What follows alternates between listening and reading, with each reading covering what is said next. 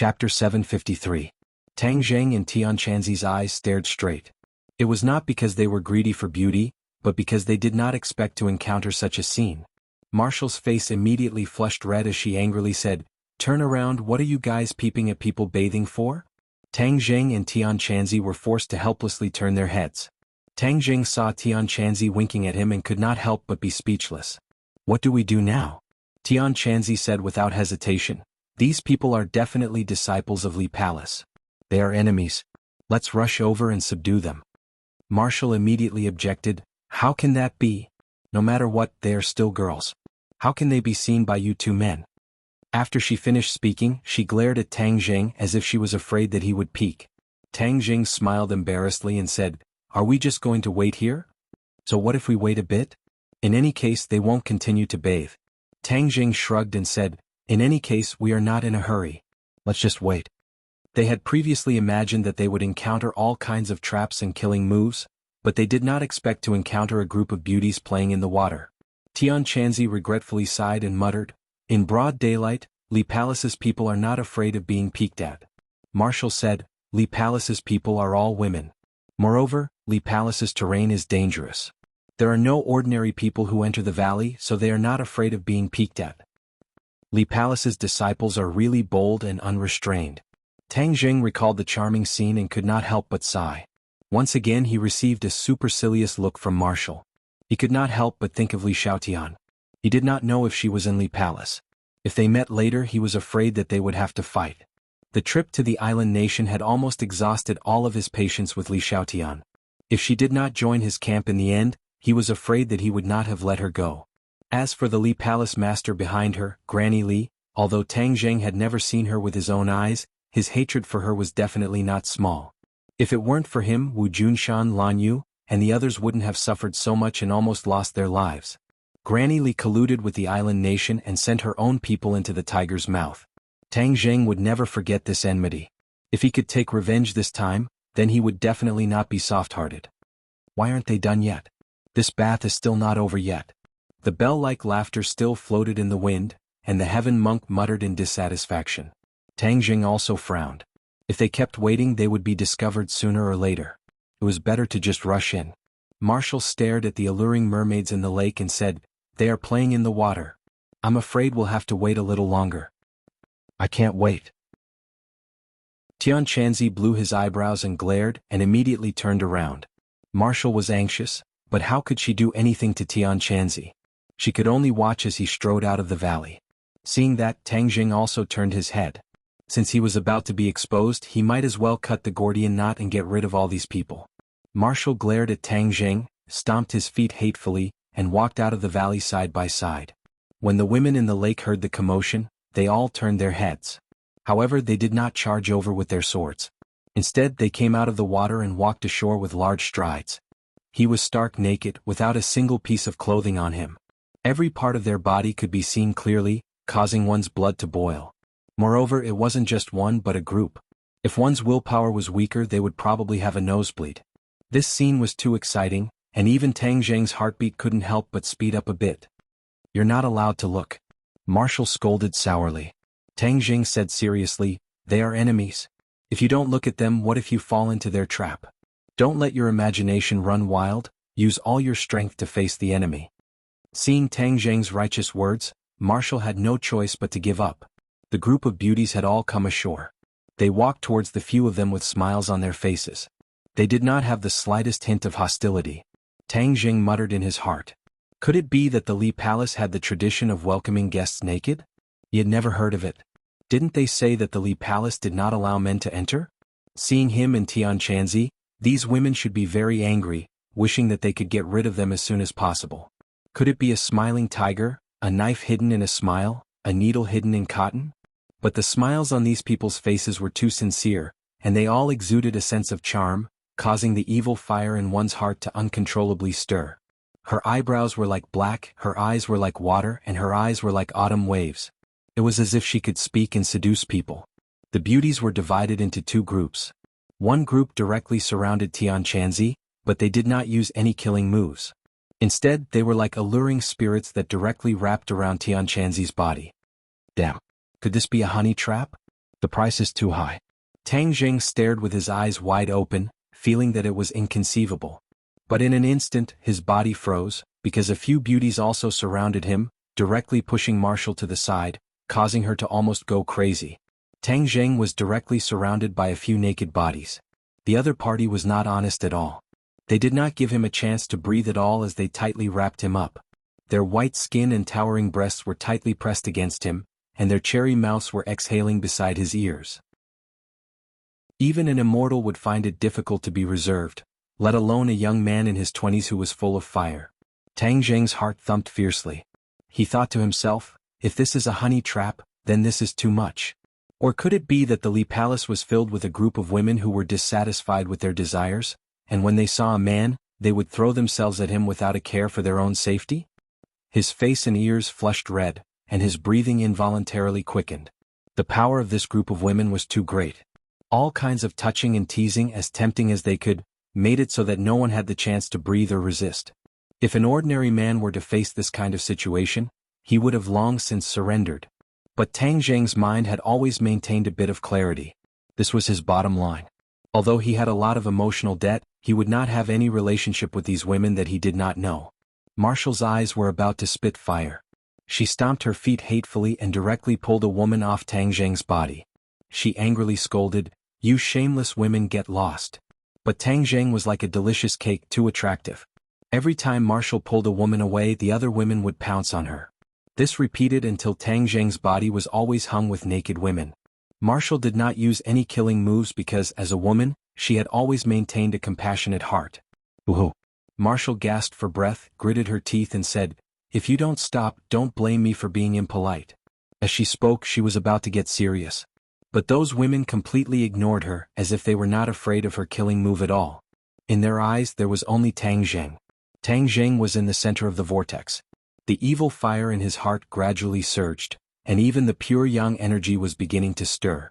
He was suddenly shocked. This was the Li Palace, how could there be such a good thing? A group of beauties took the initiative to offer themselves. Moreover, as far as he knew, Li Xiaotian was a person who had cultivated charm techniques. In other words, the Li Palace had a special charm technique.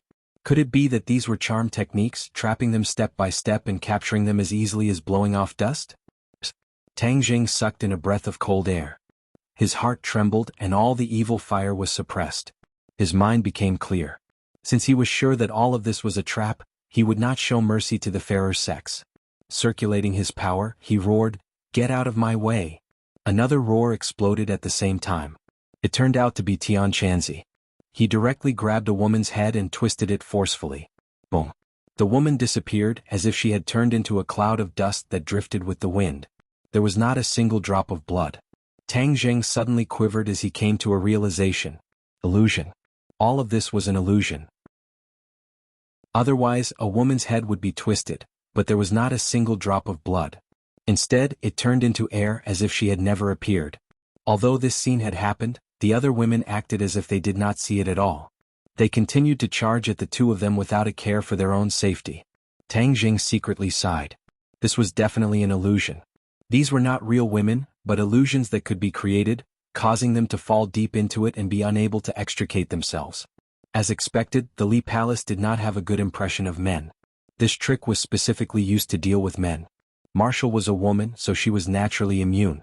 He did not know what would happen if he really fell into it, but there was no doubt that it would not be a good result. However, he also had some doubts. Was his willpower so weak? That restless evil fire just now did not seem to be his normal reaction at all. There was also Tian Chanzi. Although he often spoke without thinking and also encouraged Tang Jing to pick up girls, he was definitely not casual with women. Back when he was hanging around the bar, who knew how many women had thrown olive branches at him? Among them there was no lack of real beauties, but he was indifferent. How could he be moved by these beauties that he had never met before? All of this was full of strangeness. This is an illusion. Tian Chanzi did not show any mercy. In a few moves, he killed all the women in front of him as if they had never appeared. Tang Jing was shocked. He and Tian Chanzi were both people who had trained in illusion techniques, but they were not able to see through it in an instant.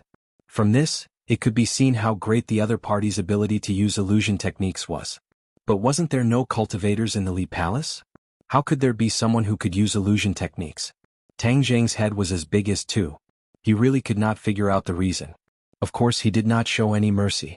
One by one huge fists greeted the women wrapped around his body. Wu finally knew what was going on. The anger that he had accumulated just now suddenly erupted like a volcano, crazily attacking these women. Bang bang bang. In an instant, all the women disappeared like smoke in thin air. However, before they could heave a sigh of relief, a bell-like laughter came from the lake again. They saw that one by one naked beauties walked out from the lake. Damn, it's not over yet. Tang Jing speechlessly scolded.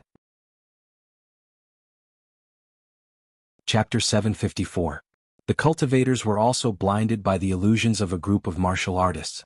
In the beginning they were not aware of it and almost fell into the trap. This was truly inconceivable. Tian Chanzi and Tang Zheng's expressions were not good. Without any leniency, with a few bangs, the group of beautiful women turned into cannon fodder. But the water rippled and another wave came. The two of them simply ignored it. Instead, they looked around and prepared to find the mystery of this illusion so that they could break it. Suddenly, Tang Zheng took a deep breath, the tip of his nose twitched and said, "The fragrance of the flowers in this valley is too long, it has been lingering around the tip of my nose." Tian Chanzi's eyes lit up and slapped his thigh. "We all overlooked a problem, the fragrance of the flowers. I was wondering why I was unable to control my body's feelings. So it was because of the fragrance of the flowers. The fragrance of the flowers has an aphrodisiac effect." Tang Jing suddenly looked at the two sides of the valley, the flowers that covered the mountains and plains, and was shocked. "What kind of flowers are these?" Tian Chanzi shook his head. "I don't know, but the problem most likely lies with these flowers. I'm afraid these illusions were also caused by these words. I was wondering why Li Palace was a martial artist, how could they use illusions? Furthermore, it was such a large-scale illusion to fool experts like you and me." "You're saying that this is not an illusion but the effect of the flowers?" "Is almost equal to." Tian Chanzi nodded his head. "Yes, get rid of these flowers and the illusion will naturally disappear." Tian Chanzi waved his hand forward, and a violent sword chi whistled out like a tornado. Boom. The blood that covered the mountains and plains was immediately stirred into pieces. The petals floated in the air, and the fragrance became even stronger. Kiki. More and more laughter. Marshall suddenly pointed at the lake and said, "Look, there are more people." It was indeed so. More and more naked beauties walked out of the lake. Their smiles were even more charming, and their voices were even more alluring. The fragrance of the flowers, although you cut the flowers, the petals floated in the air. The fragrance of the flowers is even stronger, and the power of the illusion is even stronger. Tang Zheng immediately saw through the mystery. Tian Chanzi's face was gloomy. This was really unexpected. Tang Zheng suddenly had an idea. He patted Xiaobai on his shoulder and said, "Xiaobai, breathe fire." Xiaobai squeaked excitedly, unable to hold back any longer. A ball of flame spurted out from its small mouth, and in an instant, the entire mountain turned into a sea of fire. The flowers turned into ashes, and the fragrance of the flowers turned into a burnt smell. The three of them raised their heads to look again. The beauties in the lake disappeared one by one. In the end, they all disappeared without a trace. All that was left was a huge and quiet lake. "This lake isn't an illusion, right?" Tang Jing asked curiously. Wu shook his head. "I came to Li Palace before, this lake is real." Tang Jing heaved a sigh of relief. "That's good. The illusion has disappeared. Let's continue forward. It seems like Li Palace is even more sinister. Their traps are not as crude and direct as the martial organization." Tian Chanzi's killing intent soared. The matter just now caused him to lose a lot of face and completely ignited the anger in his heart. In a while, the people of Li Palace would definitely suffer and pay the price. The three of them went around the lake and passed by it. The scene in front of them appeared once again. It was beautiful and magnificent, like a paradise on earth. This group of women really know how to enjoy themselves. They found such a beautiful place. Tang Jing praised. This was the place chosen by the first palace master of Li Palace. From then on, it has never been changed. Wu Jieshao said. "How far is the main character?" Tian Chanzi asked in a deep voice. Wu raised his head and looked into the distance. "It's not far ahead." They couldn't help but quicken their pace. Suddenly they all stopped at the same time. Their faces revealed astonishment as they stared into the distance. Black smoke. Billowing black smoke came from afar, completely destroying the beautiful environment. The three of them were flabbergasted. How could Li Palace catch fire? "Let's go and take a look." Tang Jing suddenly had a bad premonition. With a gust of wind under his feet, he arrived in front of the black smoke in the blink of an eye. He saw a huge group of buildings surrounded by flames and billowing smoke. Who started this fire? The three of them immediately had this question in their minds as they looked at each other in dismay. Suddenly, Tang Jing had an idea and discovered a clue. There's no one here. There's no one here. Wu also came to a realization. That's right, there's no one here. The last time I came there were many people from Li Palace. This time there's no one here. It's too strange. Heaven Monk's face darkened as he looked at the sea of fire and said, they must have known that we were coming, so they left the building empty. They didn't even hesitate to burn down their base camp, and didn't leave us any clues. What a decisive mind. Tang Zheng and Wu heard this and their faces turned ugly. This operation was a failure. Every step of the way was taken by the enemy. The great clan elder did not hesitate to kill all the disciples to keep the secret. Granny Li burned down Li Palace and still did not leave them any clues. Without a doubt, all of this was to protect the Azure Dragon Hall and the High Lord who had always been hiding in the darkness. What kind of power did the High Lord have to make the martial organization and Li Palace so dead set on it, not hesitating to sacrifice so much? What do we do now? Wu asked helplessly. Tang Zheng and Tian Chanzi looked at each other and were about to speak when suddenly, the earth shook as if there was an earthquake. Flames rose from all directions and huge rocks soared into the sky, causing them to be unable to stand steadily. Explosion. There are explosives buried underground. Tang Jing shouted in shock. Quickly leave this place. Boom boom boom. The explosions grew louder and louder, coming from all directions. The ground beneath their feet cracked open and a huge shockwave struck them. Tang Jing grabbed Wu's hand and shouted, "Let's go." He used the earth-shrinking technique and rushed towards the entrance of the valley. Tian Chanzi also rushed out with a gust of wind under his feet. The earth cracked open and a huge explosive force came from beneath their feet, causing them to have no place to stand. They were on the verge of collapse, as if they could fall into the bottomless abyss at any time and be swallowed by the huge explosive force. Imperial Sword Technique. Tian Chanzi reminded loudly. Tang Jing immediately summoned his battle spirit sword. The sword light shone brightly and turned into a stream of light, carrying the two of them towards the entrance of the valley. Tian Chanzi flew in the air, his speed even faster than Tang Zheng. Tang Zheng felt that his true qi was rapidly depleting. In the past he only used the Imperial Sword technique to defend against enemies and did not bear the weight of others. Now it was the weight of two people and he had to avoid the flying rocks below. Multitasking not only consumed his mind, but also consumed a large amount of true qi, making it almost unbearable for him. Bang! Suddenly, a huge rock was blown up and fiercely collided with the battle spirit sword. Tang Zheng and Marshall could not stand steadily and immediately fell down. Below, flames overflowed into the sky and huge rocks flew everywhere. Even if they did not die, they would still be severely injured. Heaven Monk was still a distance away from the two of them, and the distant water could not put out the nearby fire. Tang Jing hugged Wu and spun in the air, using his back to block the flying rocks. No! Wu turned pale with fright, his eyes immediately turned red as he blurted out. He wanted to struggle out of his embrace, but he was unable to resist Tang Zheng's strength. No! Martial Heart felt like it was being twisted by a knife. If anything happened to Tang Zheng, she would be even more heartbroken than if she was injured. With a few rumbling explosions, huge rocks flew up from below and crashed into Tang Zheng. Even if he did not die from the huge impact, he would still lose a layer of skin. Tang Zheng cursed inwardly. Just how many explosives were buried in the Li Palace? This series of explosions almost blew the entire valley into the sky. He hurriedly channeled the chaotic Vajra spell, trying to use his steel-like body to block it. Be careful. Tian Chanzi also shouted loudly and rushed over as fast as lightning. Jiji. Xiao Bai called out and jumped down from Tang Zheng's body. Xiao Bai, don't. Tang Jing shouted to stop him, but it was useless. Xiao Bai quickly fell. Tang Jing's heart was in his throat, but he did not understand the meaning behind Xiao Bai's actions. Boom. A ball of flames lit up below, wrapping around the huge flying rock and immediately turning it into a pool of lava. Obviously this ball of flame was spat out by Xiao Bai. It had already disappeared into the flames. Suddenly, a white figure soared into the sky from the flames. Xiao Bai. Seeing that, Tang Zheng was overjoyed and blurted out. But in the next second, he opened his mouth wide and looked at the white figure in disbelief. How was this Xiao Bai?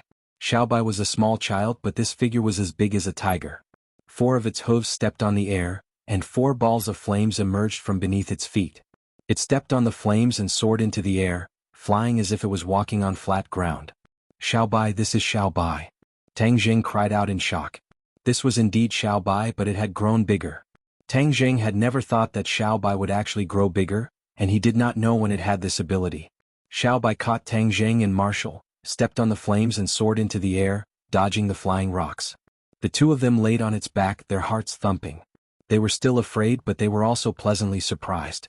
Tang Jing could not help but stroke Xiaobai's snow-white fur, and Xiaobai comfortably called out twice in response. Tian Chanzi looked at this scene and was also in a daze. Gradually his eyes lit up. No one could see through Xiaobai's origins, it had too many secrets hidden on its body. Tian Chanzi could not help but click his tongue in wonder. This little guy's power seems to have increased by a lot, and it can even transform. Tang Jing, this brat really picked up a treasure. The explosions on the ground did not stop, and waves of air surged into the sky. However, lying on Xiaobai's back, the two of them were not affected at all. 4 hooves stepped on the air, stepping on the flames, and quickly rushed out of the valley, one in front and one behind Tian Chanzi. Not long after, they finally rushed out of the valley. After landing, looking at the hellish valley behind them, the 3 of them felt a lingering fear. If not for Xiaobai transforming to save them, the consequences would have been unimaginable.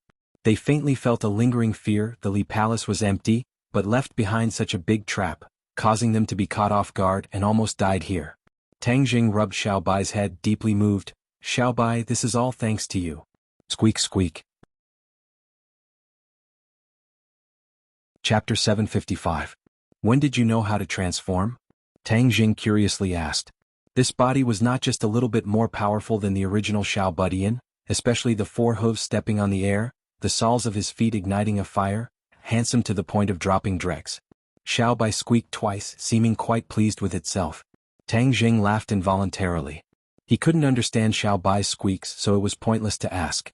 However, there was no doubt that Xiaobai had become stronger, which made him happy from the bottom of his heart. Maybe during the time it was under the palace, its cultivation had a breakthrough. Tang Jing guessed. Tian Chanzi also looked deeply at Xiaobai, then turned his gaze to the ruined valley, saying worriedly, now that all the clues have been cut off, what should we do? He was resourceful, but he was also at his wits' end. Tang Jing frowned. Since the Li Palace is empty, they definitely won't show themselves so easily. It's already impossible to follow the clues to the Azure Dragon Hall and the Lord. Yes, impossible. Tian Chanzi shook his head helplessly. Moreover, since they are so wary of us, it means that the other party's scheme is not small. The more they want to hide, the worse the situation will be. Counter soldiers with arms, water with an earth weir. What's there to be afraid of? Tang Jing took a deep breath and simply said boldly. Tian Chanzi finally squeezed out a smile. You little brat are quite open-minded, this attitude is very good. You're right, counter soldiers with arms, water with an earth weir. I want to see what kind of tricks the mysterious Azure Dragon Hall and the Lord can play in the end. Moreover, this time it's not like we didn't gain anything. Your little thing actually transformed, this is worthy of celebration. Tang Jing happily patted Xiaobai's head, saying, that makes sense and it can even fly, this is too amazing. However, it will be so big in the future that it won't be convenient to bring it out, so it can only be placed in Sumeru World. Hearing the name Sumeru under heaven, Tian Chanzi couldn't help but say with envy, you brat, your luck is good. You even managed to obtain Qin Shi Huang's Sumeru under heaven. Tang Jing chuckled. It's just luck. Creak creak. Suddenly Xiaobai called out again. The 3 of them immediately looked over and saw a flash of white light on its body. It actually turned back into its original appearance. Tang Jing was stunned for a moment before he burst into laughter. Xiaobai, you're really amazing. Xiaobai nodded proudly. With a kick of his little legs, he jumped onto Tang Jing's shoulder and rubbed his little head against Tang Jing's head. Tang Jing, you will definitely encounter more dangerous situations in the future. For the sake of your life, you must truly master the sword controlling technique and reach the level of flying on a sword. Flying on the sword. Tang Jing's eyes lit up. Even if he was flying on the sword, the distance was too short and unstable. That was why he was shot down by the flying rocks. You can practice flying on the sword when you are in the Golden Core stage. This has many similarities with the sword controlling technique. You used to know the sword controlling technique, so it won't be difficult for you to master it now. Tian Chanzi said. Flying on the sword, then I won't use a car to travel in the future. I'll just go straight on the sword. Tang Jing was slightly excited. Tian Chanzi nodded and said, "Logically speaking, that's true. However, you must have had a profound experience just now. Flying on the sword consumes a lot of true qi. If you want to fly on the sword for a long distance, then you must have enough profound skills and true qi." Tang Jing heard this and his expression darkened. Although he was now in the second grade of the Golden Core stage, it was obviously impossible for him to fly on the sword for a long time. He could only use this method to save his life at a critical moment. Fine. Tang Jing threw away his distracting thoughts and took one step at a time. One day he would be able to fly for a long distance. That would be the same as the legendary immortals. Just thinking about it made him very excited. I've taught you the sword controlling technique before, and flying on the sword is to cultivate the sword controlling technique to the extreme. You just need to practice more. Tang Jing nodded and said, "I will definitely practice more. This is a life-saving ability." This trip was not successful. The three of them set off to return to the capital. Along the way, Tang Jing kept practicing flying on the sword and finally had some gains. Flying on the sword was mainly to control the weight of the War Soul sword and then fly in the air. The control of the true qi in the War Soul sword had to be perfect. This was not something that could be mastered in a short period of time. It had to be practiced many times. Then, before they even returned to the capital, on the way, Su Yingtian called and told him that there was a clue about the missing people and asked him to rush over immediately. Hearing this news, Tian Chanzi also volunteered to accompany him. He still remembered the mountain and river blood sacrifice array. At that time, the demon god wanted to use this method to bring the demon clan back. Even Tian Chanzi thought about whether he could bring back the righteous people of sky beyond heaven. However, after hearing about Qin Shi Huang, Tian Chanzi gave up on this idea. The mountain and river blood sacrifice array had to kill tens of thousands of people. The killing sin was too heavy. In the future, like Qin Shi Huang, he would be condemned by the heavens. At that time, the gains would not make up for the losses. Even a fierce person like Qin Shi Huang could not escape. Tian Chanzi did not think that he could escape. Moreover, he could not bear it. After all, he was not a person who could do anything for the sake of his goals.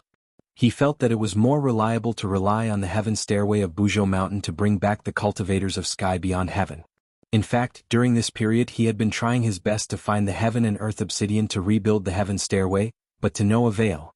If he knew that Tang Jing had collected more than 60 pieces of heaven and earth obsidian, and that there were still heaven and earth obsidian under the Imperial Palace, he would probably tear down the Imperial Palace and dig out the heaven and earth obsidian to rebuild the heaven stairway. Tang Jing frowned and said, "Hundred-Faced Star Lord is really unwilling to give up.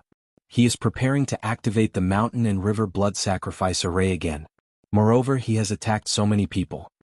Tian Chanzi knew that Tang Jing and Hundred-Faced Star Lord had encountered each other in the island nation. He patted his shoulder and advised, "Don't worry. Last time, we destroyed his conspiracy and killed the demon god. This time we will also succeed in stopping him. We must stop him. Otherwise, tens of thousands of people will die." Tang Jing said resolutely. His heart was not made of stone, and he could not stand by and watch so many of his compatriots get killed without doing anything. Moreover, if he succeeds, then this world will really be in chaos. Tian Chanzi also understood this principle. If the demon race returned, then even his cultivation would not be enough. This world would definitely be occupied by the demon race. There was no doubt that the people would be plunged into misery and suffering. The three of them rushed as fast as lightning to the destination that Su Yingtian had given them, the Great Northwest. Tang Jing still remembered that during the military training, he had carried out a special mission and came to this area. The demon god was summoned by the remnants of the demon race in a small mountain outside the border. It seemed that Hundred-Faced Star Lord was preparing to repeat the same trick and activate the mountain and river blood sacrifice array again. As soon as the three of them got off the plane, a military jeep took them straight to a military camp in the suburbs. Su Yingtian was already waiting at the door to welcome them. Seeing Tang Jing, he revealed a relieved smile. But when he saw Tian Chanzi, his expression could not help but stiffen. He immediately recognized Tian Chanzi. This face was deeply imprinted in his mind. He would never forget it. An expert. This thought immediately appeared in his mind. He was incomparably reverent as he quickly stepped forward and said, "Welcome, the three of you." His eyes, however, swept over Tian Chanzi, as if he wanted to study him thoroughly. Tian Chanzi's eyes widened, not angry but imposing, scaring Su Yingtian to the point that he shrunk his neck and quickly averted his gaze, saying embarrassedly, "Senior Tian Chanzi is also here. then this time we will definitely win. Tian Chanzi did not bat an eyelid. He did not say a word, looking like an expert. Tang Jing ignored Su Yingtian's excited and reverent mood and asked straightforwardly, "What exactly is going on?" "Let's go in first." Su Yingtian's expression became serious as he said in a deep voice. Not long after, the three of them arrived at a room with a sand table. Su Yingtian went straight to the sand table and said, "According to our intelligence, the missing people's final destination is this mountain range." There was an undulating mountain range in the sand table, which was majestic and magnificent. Tianshan. Tian Chanzi recognized this mountain range at a glance. "Yes, Senior, it is Tianshan. The missing people's final destination is Tianshan," Su Yingtian said. Tang Jing and Tian Chanzi looked at each other. Tang Jing said in surprise, "Could it be that they are preparing to set up the mountain and river blood sacrifice array in Tianshan?" Tian Chanzi nodded in agreement. "It is very likely. Tianshan is one of the major mountain ranges in Wuxia. Moreover, there are many legends about Tianshan. It is said that Tianshan is the mountain closest to the sky. Although this cannot be confirmed, one thing is certain. Since ancient times, Tianshan is rich in spiritual energy. It is a paradise that many cultivation sects are very fond of. There are many sections." Tang Jing heard this and could not help but think of Mount Buzhou. Mount Buzhou was connected to sky beyond. It was indeed a divine mountain. Could it be that Tianshan was also connected to the sky? Tang Jing did not know and said, "That is to say, Hundred Faces Star Lord chose Tianshan as an extremely powerful location to lead the demons back?" "Yes." Tian Chanzi nodded. "Setting up this array here would have the effect of half the effort. Hundred Faces Star Lord was really good at scheming." Su Yingtian heard the two of them and his face became very serious. He said, "You all know that the Northwest region has always been the weakest area under our control. Especially in the past few years, the spread of terrorist forces has caused us to be in a terrible situation. Moreover, some of the local people do not trust us. Instead, they are covering up for the enemy. This time, many of the missing people are locals, but they did not report it. If we did not follow the vine to find the melon here, we would not have known about this situation." Tang Jing nodded. In the past few years, this area was indeed a paradise for terrorists. From time to time, there would be wind and rain, causing people to be in a state of panic. This was the best place for Hundred Faces Star Lord. Even if he had captured so many people, he could still keep the secret as much as possible. If Tang Jing had not informed Su Yingtian earlier, they would definitely have ignored this matter. Since we have found them, then we will enter Tianshan and drag them out. We must not let them succeed," Tian Chanzi said resolutely. Chapter 756. It wasn't just Tang Jing's group that was sending troops to Heavenly Mountain. Su Yingtian was leading a large group of troops towards Heavenly Mountain with great momentum. Heavenly Mountain was the largest mountain range in the northwest. It was also the mountain range furthest from the ocean. The towering mountains separated this region into two parts, north and south. Moreover, Heavenly Mountain stretched endlessly, directly reaching the border of the country. The mechanized troops moved very quickly.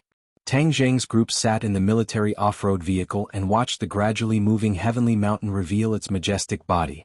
They couldn't help but be deeply attracted.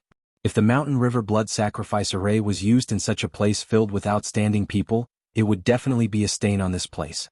Tang Jing silently clenched his fists. He definitely couldn't let such a cruel thing happen. Along the way, Su Yingtian explained the knowledge of Heavenly Mountain to them, as well as the known information.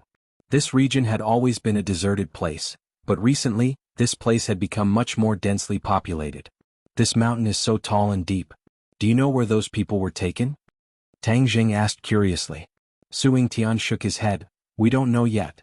There is also no clear information from the satellite surveillance."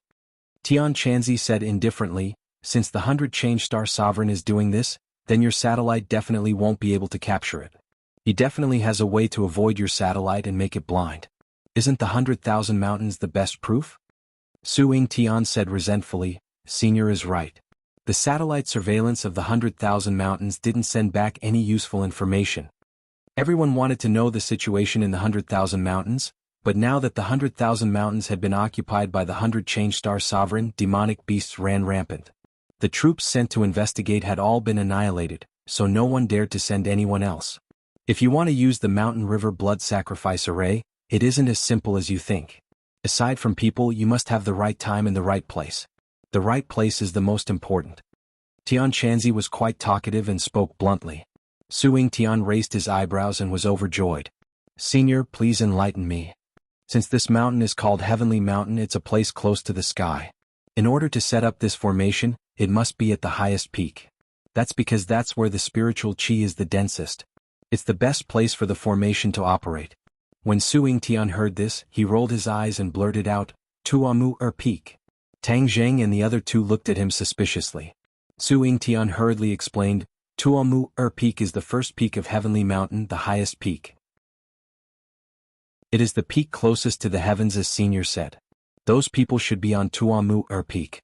Since we have a goal, let's go for it. Tang Jing nodded. The Heavenly Mountain stretched for tens of thousands of miles. The army followed the winding mountain road for a long time before finally reaching the end of the road. Cars could no longer reach the destination, so everyone got off their cars and walked. These people were the elites of the army and the elites of the National Security Bureau. Whether it was their physical strength or endurance, there was no doubt about it. Therefore the marching speed was not slow. However, with Tang Zheng, Heaven Monk and the rest leading the way, these elites were left behind. Seeing the few of them casually crossing the mountains like they were taking a stroll, the group of elites were also shocked. After walking for a few days and nights in the mountains, the army finally saw a towering mountain in the distance. The mountain peak was covered in white snow, towering into the clouds, and there was no end in sight. Looking at this scene, Tang Zheng couldn't help but think of the Buzhou Mountain in the 100,000 Mountains. Buzhou Mountain was also so majestic, covered in white snow. Suing Tian pointed to the snow mountain and said, That's Tuamu Peak. It's covered in white snow all year round. Don't think that it's already summer outside and the heat is unbearable.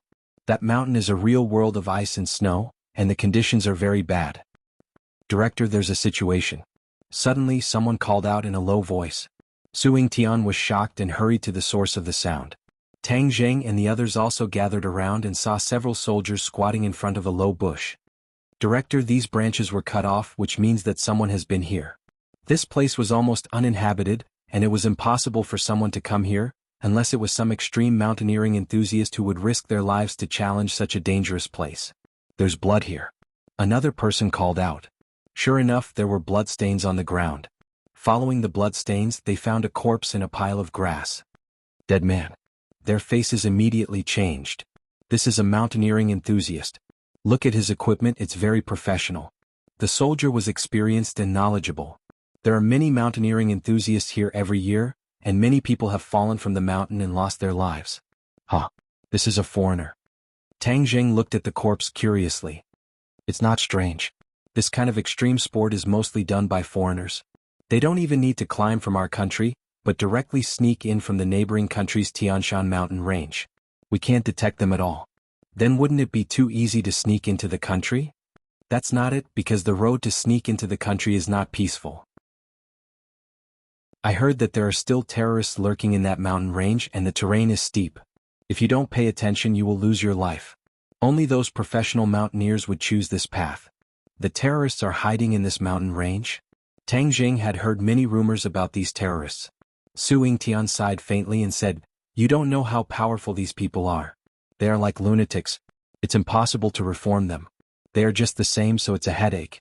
Many of our soldiers have died in their hands. When the other soldiers heard this, their faces darkened.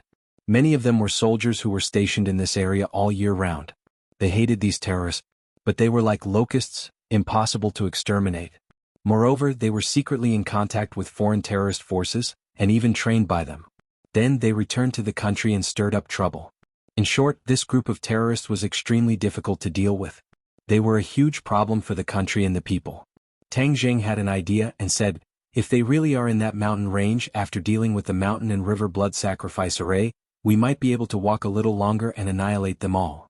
Unexpectedly, Suing Tian was not optimistic and said, You don't know, the military has already been dispatched many times, but they are like rats, burrowing into a hole as soon as the wind blows. It's impossible to find them. Tang Jing, however, did not believe in this evil. He thought to himself that he should first solve the problem in front of him. This person's throat was cut. It was a very cruel method of killing. Maybe he met the 100 Faces Star-Lord and the others, so he was killed. Tang Jing looked at the bloody wound on the corpse's throat and said, Judging from the condition of the corpse, it shouldn't have been too long. If we catch up, we should be able to make it in time. Immediately, everyone increased the speed of their march and rushed towards Tumur Peak. Tang Zheng and the others did not care about shocking the world, and directly used the shrinking ground into an inch technique, moving as fast as lightning. Su Yingtian's cultivation was not weak, and could barely keep up with the speed of the few of them. However, the other soldiers, even if they used all their strength, were unable to keep up with their whereabouts. They could only be left far behind. At the foot of Tuamur Mountain, the four of them stopped at the same time. This was because they saw the messy footprints on the white snow. Many of the footprints had already been covered by the white snow. It was obvious that they had been walking for a long time. What shocked the three of them the most was that there were so many footprints that it made their hearts turn cold. I'm afraid there really are tens of thousands of people. Su Yingtian exclaimed after a long while. I'm afraid it's more than that. Tang Jing said. There are so many people. How did they get them to willingly go up this cold snow mountain? Tian Chanzi said, the 100 Faces Star Lord has many ways to control people. With his cultivation, it is not impossible to control tens of thousands of people. Su Yingtian sucked in a breath of cold air and said, then what are we waiting for? Let's go up and stop them. Tang Zheng looked at Su Yingtian and said, Chief Su, the one going up is the 100 Faces Star Lord. It will be very dangerous. You should stay at the foot of the mountain. Su Yingtian's expression turned cold and said, Tang Zheng, do you think I'm afraid of death? I, Su Yingtian, have never been afraid of death. I don't know how many times I have wandered around the gates of hell. Moreover, this is my duty, the duty of a soldier. In the face of war, how can I retreat? Then leave a message and tell the others not to go up the mountain. Su Yingtian shook his head without hesitation. That is also their duty. They are not deserters. In the face of a villain, no matter how powerful the other party is, the only choice is to rush up and fight. Tang Jing shook his head helplessly. Let's go. Don't waste time. Su Yingtian urged. Climbing the snow mountain was much more difficult than the previous mountain path. However, for these people, although it was difficult, it was not difficult to move forward. They only left shallow footprints in the snow and quickly went up the mountain. The cold wind blew, making people's cheeks burn with pain. But the three people directly ignored it and strode forward. Suddenly, Tian Chanzi, who was at the front, stopped and waved his hand, motioning for the others to stop. What's wrong? There are people in front. The three people were already halfway up the mountain. In front of them was an endless expanse of snow, but there were no traces of people. They are lying in the snow. Tian Chanzi pointed in the distance and said. The three people were also lying behind a big stone covered in snow. They stuck out their eyes and looked around. Sure enough, there was something strange in the snow in the distance. 100 Faces Star Lord left behind scouts? Tang Jing frowned suspiciously. With 100 Faces Star Lord's arrogant character, how could he be so cautious? I will go over and kill them. Tang Jing volunteered. His figure flashed and drew a thin line in the snow. His figure was particularly eye-catching in the snow, and the other party obviously found him immediately. However, before they had time to react, Tang Jing had already rushed in front of them. With a flash of his sword, several people's necks were left with wounds. Blood spurted out and dyed the ground red.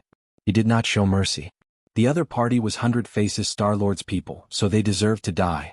Besides, it was too risky to leave them alive. Chapter 757. He saw that the people who died on the ground were not Wuxia people. Instead, they had a Western face, a big beard, and a fierce expression. Su Yingtian and the others also caught up. When they saw this scene, they also opened their eyes wide in shock. What's going on? There are still Westerners under the 100 Faces Star Lord? Tang Jing shook his head, indicating that he did not know. That's not right. Suddenly, Su Yingtian squatted down and carefully examined the corpses. Finally, he found a book on one of them. What is this? Scripture, they are terrorists.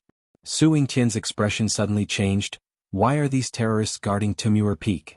Tang Jing had an idea. Could it be that the 100 Faces Star Lord has subdued this group of terrorists? A cold snort interrupted Tang Jing, and Tian Chanzi said disdainfully, Do you think that the 100 Faces Star Lord would have no bottom line?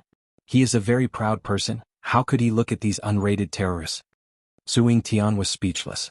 If those terrorists heard Tian Chanzi say that they were unrated, they would probably be so angry that they wanted to kill someone. Tang Jing said doubtfully, Then this is strange, this group of people are not the subordinates of the 100 Faces Star Lord, then why are they on guard here? The few of them looked at each other, unable to guess the reason. Continue to climb and all the questions will be answered, Wu said. Thus, the few of them climbed the mountain again. Along the way they encountered a few more waves of enemies. Without exception they were all terrorists and were all killed. The expressions of the few of them became more and more serious. The closer they got to the top of the mountain, the more terrorists there were. It was as if the terrorists were out in full force. Who had such great power to invite these terrorists? Why does it feel like this is not the style of the 100 Faces Star-Lord? Tian Chanzi muttered to himself. Tang Zheng's heart moved. In fact, he also had this feeling. This was not the style of the 100 Faces Star-Lord, but other than him, who else would use the Mountain River blood sacrifice array? The demon god was already dead. Could it be that there were other demon survivors? No. If the demon race really had evil intentions, they would have set up the Mountain River blood sacrifice array long ago, and not just used a small array like last time which only led the demon god back. This time, it was the return of the entire demon race. These were two completely different matters. There was no comparison. Finally, the peak of the mountain was in sight. Countless people gathered at the peak of the mountain. Roughly estimating, there were more than 10,000 people. Most of them had their hands and feet chained up like prisoners. There was no way for them to escape. Each and every one of them had a look of horror on their faces as they looked around helplessly, hoping that someone would come and save them. Some of them had already given up hope and were like walking corpses. Suing Tian was extremely excited and said in a low voice, "We finally found them. Let's go and save them." Calm down. Tian Chanzi immediately grabbed the restless Suing Tian and said, "100 Faces Star Sovereign is up there. Even if we rush up there, it will be difficult for us to do so. We can't fight him head-on. We can only outsmart him. Then what should we do? Are we just going to watch our fellow countrymen die?" Suing Tian's face was flushed red. "If you rush up, they'll still die. It's just that you're one more," Tian Chanzi said mercilessly. Suing Tian was speechless. He knew that Tian Chanzi was right and that he was too reckless. "But we can't just sit there and wait for death. We have to think of a way to get up there and figure out the situation," Tang Jing said. Suing Tian nodded his head like he was pounding garlic. "I'll go." Tang Jing volunteered. "You guys wait here." "Crap, they're making a move." Suddenly, Marshall pointed to the peak of the mountain and said. The few of them immediately looked over and saw that a few of their necks had been cut open. Blood gushed out like a fountain. Tang Zheng's heart trembled. He couldn't help but think of the scene of the demon clan killing people and sacrificing them in order to welcome the demon god back. It was also like this, but there weren't so many of them. These executioners were all terrorists. Tang Zheng couldn't wait to rush up and let them have a taste of their throats. Boom. A ray of light shot up into the sky from the peak of the mountain. A black cloud had unknowingly gathered in the sky. The light rushed into the black cloud, and the black cloud gradually began to rotate. The few of them were attracted by this strange scene at the same time as they stared blankly at the sky. "The Mountain River blood sacrifice array has been activated. We must stop them," Tang Jing shouted. He no longer cared about exposing himself and rushed towards the peak of the mountain in a flash. A few terrorists were about to commit murder when they felt a pain in their necks. Blood spurted out and one by one, they clutched their necks and fell down in disbelief. "Who is it?" A series of explosive shouts rang out, only to see a few fiendish-looking terrorists stand out, directly pulling the trigger towards Tang Jing. Tang Jing dodged like a ghost and all the bullets missed. He swept his gaze and finally saw everything on the mountain peak. The mountain peak was flat, and at this moment, it was filled with tens of thousands of people. The terrorists stood at the outermost periphery, pointing their guns at the innocent people. Irregular blood lines were drawn on the ground with blood, and the blood of those people just now gathered in the middle of these blood lines, and finally rose into the light pillar. Why don't I see the 100-formed Star Sovereign?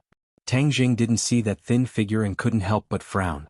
At such an important moment, the 100-formed Star Sovereign shouldn't be absent. But he couldn't find the figure of the other party in the crowd, which made him puzzled. The people standing at the outermost periphery were all Westerners, and all of them stared at Tang Jing with unfriendly expressions. All the muzzles were locked on him again. Open fire. Bang bang bang. Bullets flew and many people were hit by stray bullets and fell to the ground dead. "Hurry up and stop them," Tang Jing shouted. A few figures also rushed out from under the cliff and went deep into the crowd. The gunshots gradually became fewer and fewer. 100-formed Star Sovereign, come out. Hiding behind the crowd, what kind of expert are you? Tang Jing still couldn't find the 100-formed Star Sovereign, and his heart was anxious, so he directly shouted loudly. The 100-form star sovereign still didn't appear. Suddenly a familiar voice rang out, "If you can't kill them, you can die yourselves. You must make the mountain river blood sacrifice array succeed." Tang Zheng's head trembled. This voice was too familiar and he must have heard it somewhere before.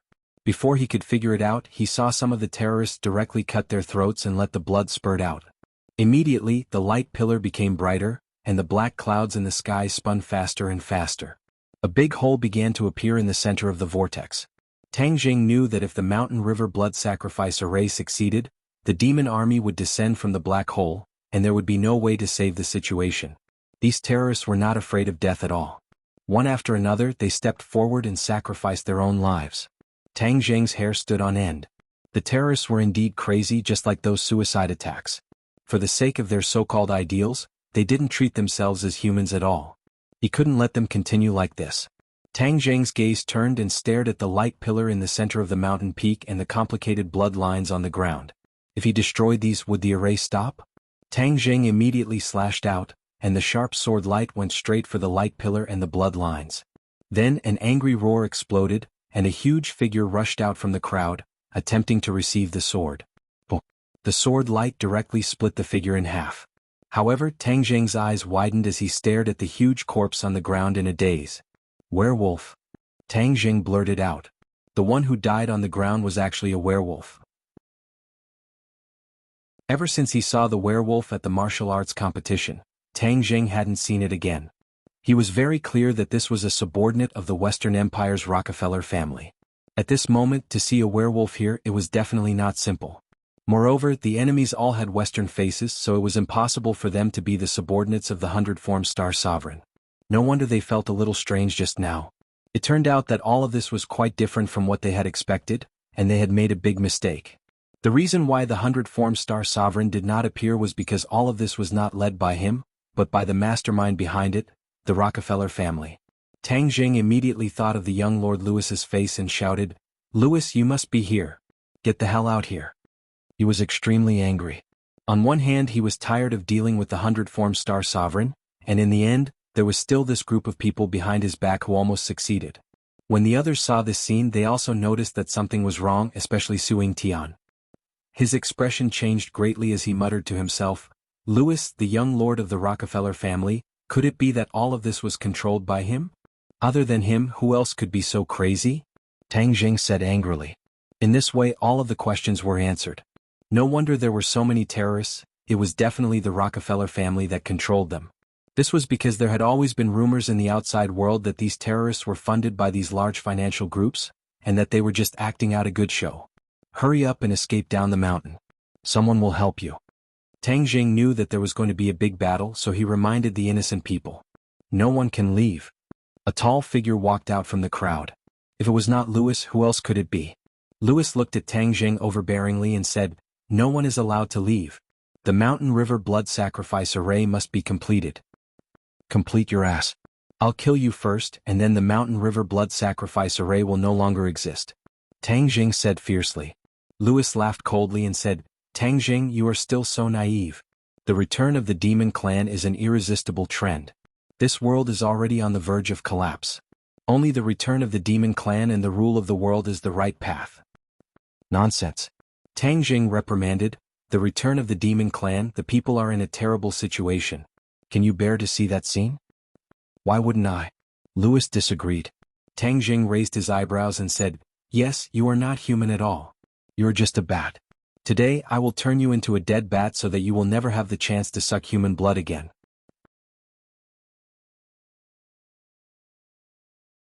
Chapter 758. Lewis disappeared into the crowd, and the Westerners rushed forward like a swarm of bees. There were roars of anger, and many of them transformed into werewolves or bats. On the other hand, the terrorists retreated in panic as if they had seen a ghost. Obviously, these terrorists did not know that they were in cahoots with these monsters. Tang Zheng coldly snorted and said, "Director Su, bring your men down the mountain first. We will deal with them." Suing Tian weighed the pros and cons. Although he also wanted to kill the enemy, the most important thing was to save people. Thus, he quickly cut off the chains on the innocent people's hands and feet and brought them down the mountain. The werewolves and bats wanted to stop them but were blocked by Tang Zheng and the others. Kill, don't show mercy. Tang Jing roared with killing intent. The three of them rushed out together and turned into three streams of light. In an instant, the sword light shone brightly and many werewolves and bats were torn into pieces. Facing Tang Jing, these werewolves and bats were still lacking in maturity and were unable to withstand the might of Tang Jing's sword. But they were not afraid of death, especially the more they fought, the braver they became. Moreover, the bats flew in the air and launched a sneak attack, making people unable to guard against them. We can't let those people escape. Capture them for me. Lewis's voice sounded out. A few bats soared into the air and swooped down the mountain. Seeing this, Tang Jing shouted, "Xiaobai, go and destroy them." Xiaobai cried out and immediately transformed. It soared into the air and chased down the mountain while its four hooves stepped on flames. Boom! A stream of flames spewed out from its mouth and the bats that filled the sky immediately turned into roasted bats. They screamed miserably and fell from the sky in an attempt to extinguish the flames. But how could Xiaobai's flames be so easy to extinguish? In a short while they turned into ashes. Xiaobai guarded the mountain, making it impossible for the enemy to go down the mountain. Those terrorists had long been scared out of their wits. They rushed down the mountain in a panic. Xiaobai was not polite at all. Flames rose to the sky, and these people immediately turned into flaming people, turning into ashes. Immediately, no one dared to take even half a step forward. Xiaobai had the posture of a man who could hold the pass against 10,000 men. Tang Jing heaved a sigh of relief and praised loudly, "Xiaobai, good job." Although there were many enemies in terms of individual strength, they were definitely not as good as Tang Jing and the other two. Although they were slightly weaker in terms of martial prowess, they still managed to eliminate many enemies with their pair of Inferno Underworld Divine Palms. Roar! Suddenly, a deafening roar rang out. A werewolf leaped out and swiped its sharp claws at Tang Jing. Bang! The War Soul sword buzzed and trembled from the slap, almost flying out of his hand. Tang Jing was overwhelmed with shock as he stared straight at the werewolf. The other party was obviously taller than the other werewolves, the hair on his body was more lush, and the ferocious light in his eyes was more fierce. "You killed my clansmen, I will tear you apart alive." The werewolf spoke in human language. "You are the leader of these wolf pups? I am the Wolf King." Tang Jing said disdainfully, "Then let's see who rips who apart." Tang Jing tapped the tip of his foot and rushed forward like a cannonball. The Wolf King waved its sharp claws and roared as it charged forward. Clang clang clang. The Wolf King's sharp claws were actually not cut off by the War Soul sword. Instead, sparks flew as they fought. Tang Jing's expression changed slightly. The Wolf King was indeed different from the other werewolves. His strength had increased by a lot, and he was afraid that he had the strength of a great master stage. Tang Jing's blood boiled, his fighting spirit high, and he roared, "Kill!" The heaven-flying immortal sword technique became more and more fierce, and the werewolves were forced to retreat, looking somewhat miserable. Tian Chanzi's cultivation was too high, and with a raise of his hand there were enemies who died in his hands. He leisurely shuttled through the enemies and one by one they fell at his feet. "Stop him!" Lewis crazily shouted. Whoosh! A fishy wind blew, and directly swept towards Tian Chanzi. Tang Jing stopped and looked at the huge figure behind the fishy wind. His sword-like eyebrows rose and he said, "A big bat has come, I think you have some ability." He saw that the huge figure was a person but there were wings on his back. He glided down from the sky and pounced towards Tian Chanzi. Tian Chanzi raised his hand, and his hand was like a sword. Sword chi surged and his aura surged. So, the sword chi slashed through the air, and a blood-red light intertwined to form a light screen that rose from the opponent's body. It actually blocked the attack and then the light screen collapsed. You really have some ability and other small bats can't compare to you, Tian Chanzi said in surprise. If the opponent was strong enough to make Tian Chanzi praise him, then he was at least a master of the Grandmaster realm. "I am the Blood Ancestor and I have an immortal body. Today I will let you have a taste of my power," the opponent said arrogantly. "Blood Ancestor, an immortal body?" Tian Chanzi snorted. "That's because you haven't met me. A monster from the barbarian land, a frog at the bottom of a well, dares to say that you have an immortal body? Even Qin Shi Huang, an emperor of the ancient times, didn't dare to say that he had an immortal body, and the blood ancestor from a barbarian land dared to boast so shamelessly, which made Tian Chanzi very unhappy. If he was unhappy, the consequences would be very serious. He disappeared, and the next second he stood in the air a few meters away from the blood ancestor. A trace of surprise flashed across the blood ancestor's face. You can fly too? Ah, it's not that difficult. Many years ago, who knows how many cultivators could fly. Your ability is just an insignificant skill, Tianquanzi said disdainfully. The blood ancestor flew into a rage. Nonsense, I will suck your blood dry and make you unable to reincarnate forever. The blood ancestor pounced forward again, and his huge wings flapped directly at Tianquanzi. Tianquanzi stabbed out with his finger, and an endless amount of sword chi splashed out on the blood ancestor's wings, causing sparks to fly. Hi, your skin is quite thick. It didn't hurt you, Tianquanzi said in surprise. Of course you can't hurt me. 10,000 blood-devouring soul. The blood ancestor roared proudly, and a cloud of blood rose from his body, like a cloud of smoke enveloping Tianquanzi. 10,000 blood-devouring soul, I will devour your soul as well. The blood ancestor's eyes intertwined with a bloody and ominous light as he roared fiercely. Is that so? A calm voice sounded from the blood-withering soul. What's going on? The blood ancestor's heart trembled. Since his opponent was enveloped in a cloud of blood, shouldn't he be screaming miserably and his soul be scattered? How could he still speak so calmly? Before he could figure out what was going on, he saw Tianquanzi leisurely walk out of the blood-withering soul, completely unharmed. You. The blood ancestor was shocked speechless by this scene. Are you done with your tricks? I really want to see how strong you guys who grew up in this barbarian land are, Tianquanzi said with a smile.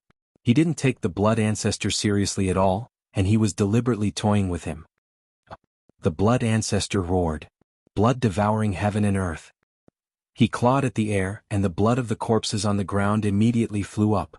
Immediately the entire mountain peak was covered in blood, and an eerie and bloody aura filled the air.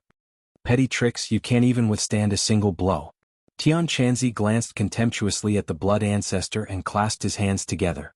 When he separated them, an exceptionally bright ball of light gradually appeared in his palms. Break. Tianquanzi stomped his foot, and the violent power contained in the ball of light exploded and spread in all directions. Bang bang bang. The blood ancestor was struck by the thousands of light dots and instantly disintegrated. The blood ancestor was also riddled with holes by the light dots and blood flowed freely. He staggered back, flapped his wings and fled into the air. Aren't you immortal? Why are you running away? Tianquanzi asked jokingly. The blood ancestor's pale face became as pale as a monkey's butt. He glared at the bleeding wounds on his body and silently circulated his cultivation technique. The bleeding stopped, and the wounds healed at a speed visible to the naked eye. The wounds healed so quickly. Tianquanzi was surprised. Even he couldn't heal wounds so quickly. His opponent was indeed unique. Then let's see if I can deal damage faster or if you can heal faster. Tianquanzi didn't mind and launched a new round of attacks. The blood ancestor could only passively take a beating. He finally understood that the difference between him and Tianquanzi was like the difference between heaven and earth. There was simply no way to compare them. His entire body was dripping with blood and he was riddled with holes. Every time a wound healed, another one would immediately appear, causing him to be flustered. Tianquanzi sneered and said, "Hurry up and heal. Aren't you immortal?" The blood ancestor was panting like an ox and had no time to respond. He could only constantly circulate his cultivation technique to heal his wounds. Blood had already flowed to the ground, and his face was as pale as a sheet of white paper. His movements were also becoming slower and slower. "I really want to know if you'll die after your blood runs out," Tianquanzi said with a curious expression. The blood ancestor finally couldn't hold on any longer. With a miserable cry, he flapped his wings and flew to the foot of the mountain. "You want to run? I haven't played enough yet." Heaven Monk's face darkened, he extended his finger, and a ball of flame flew out from his fingertip, directly landing on the blood ancestor's wings. With a boom, the blood ancestor was enveloped by the flames, and continuously cried out miserably in the sky. The blood ancestor tried to extinguish the flames, but this was a true fire cultivated by Tianquanzi. Its quality was even higher than that of Tang Zheng's true fire. How could it be so easy to extinguish? The blood ancestor fell from the sky, causing snow to fly everywhere. He was just about to get up when a foot stepped on his chest, making it impossible for him to move. "Can your immortal body withstand my true fire's refinement? If you can, I'll let you go," Tianquanzi said confidently. "Let me go, let me go." The blood ancestor screamed in pain as he tried to break free from Tianquanzi's restraints, but it was all in vain. A crackling sound could be heard from his body as the flames grew stronger and stronger. Black smoke rose from his body, and his screams gradually disappeared. In the end, only the crackling sound of the flames was left. Finally, the flames were extinguished, leaving behind a black mark on the ground. The blood ancestor had been refined to nothing by the true fire.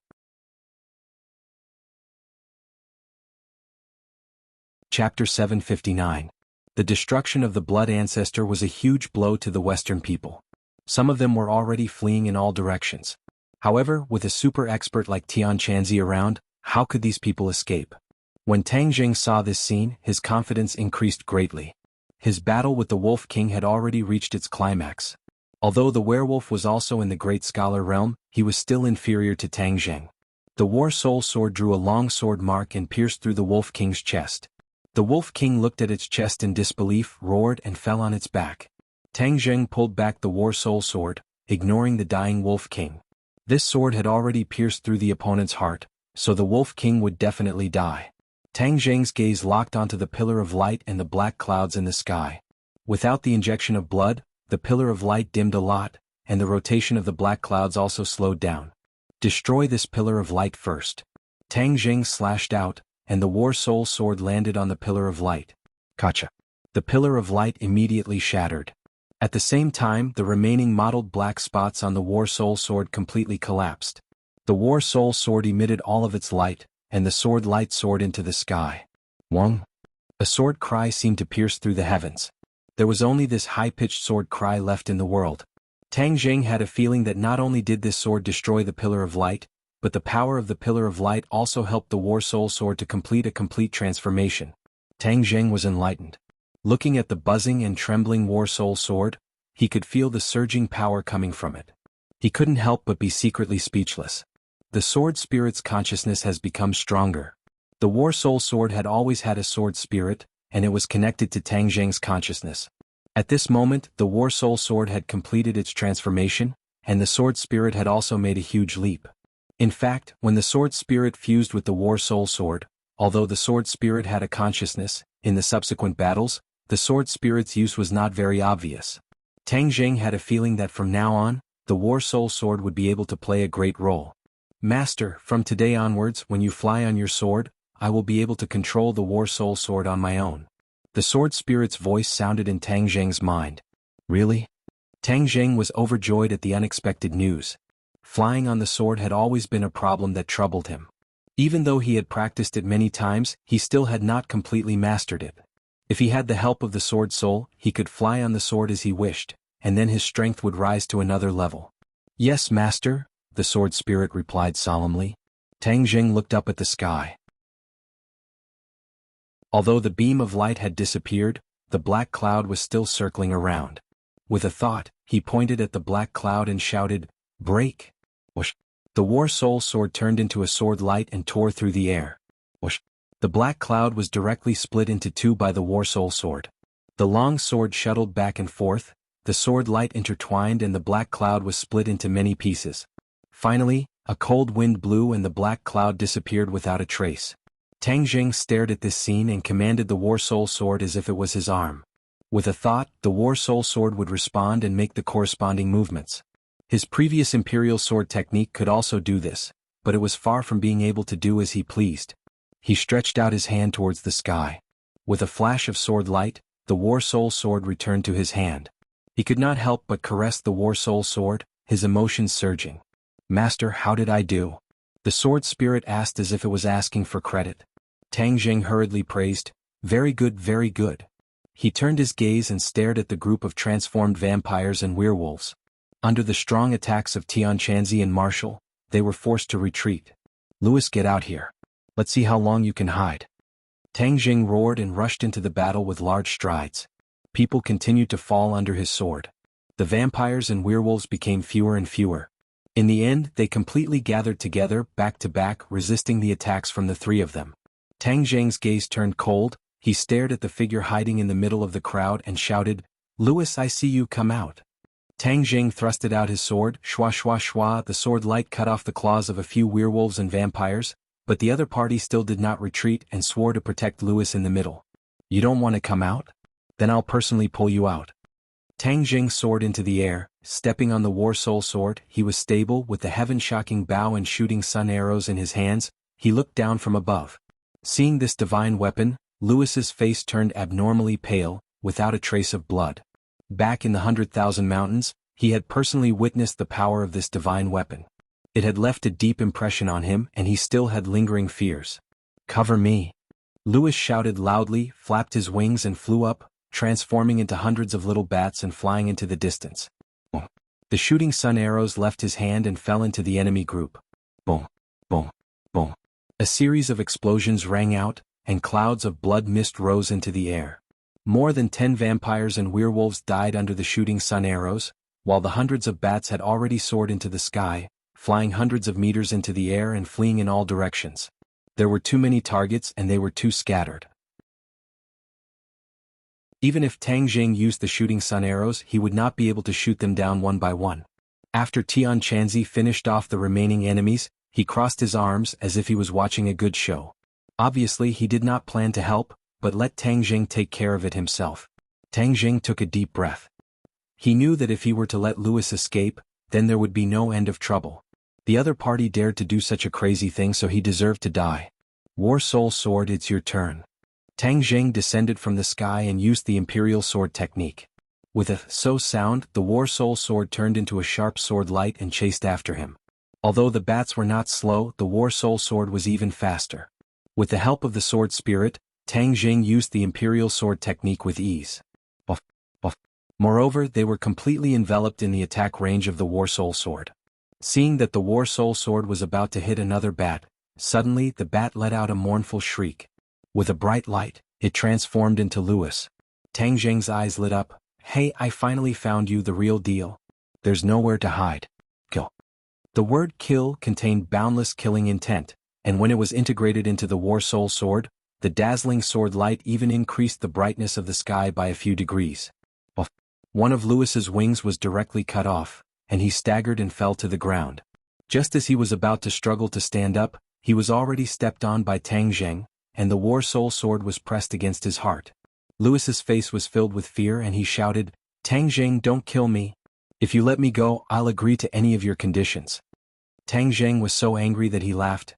"Humph, Lewis, you killed so many people and even sacrificed the lives of tens of thousands of people to achieve your despicable goal, and you still want me to let you go? Do you think that's possible?"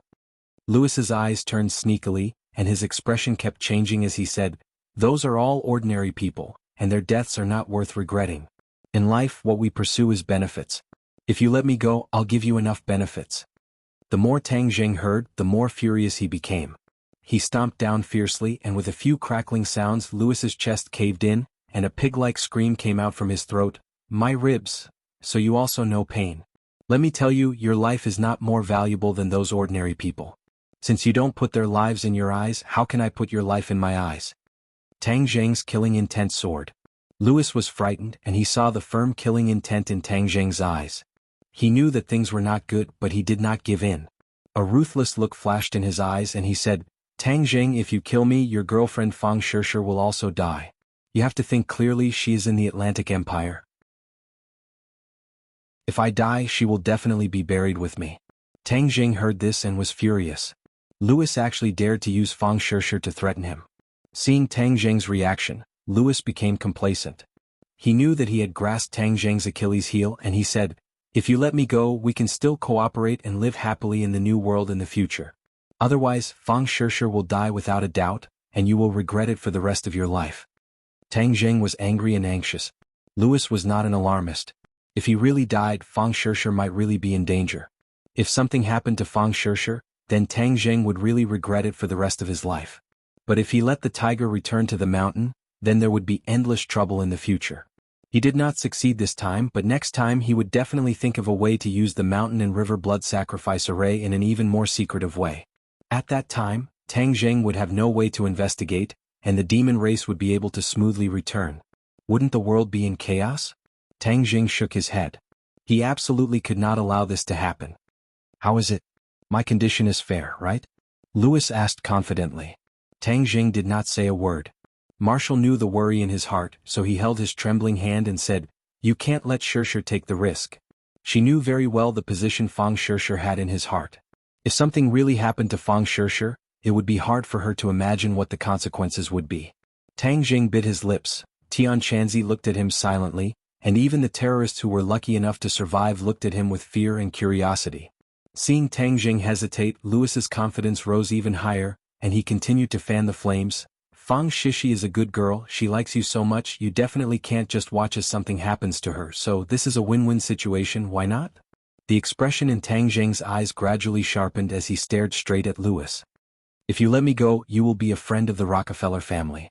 Our family has always been very kind to our friends, but we are not so kind to our enemies. Louis threatened. Marshall held Tang Jing's hand and felt that his palm was sweating. It could be seen how tormented his heart was. Her heart seemed to have been stabbed a few times as she stared at Louis with fire spewing out of her eyes. Louis was the culprit behind all of this. He really wanted to cut him down.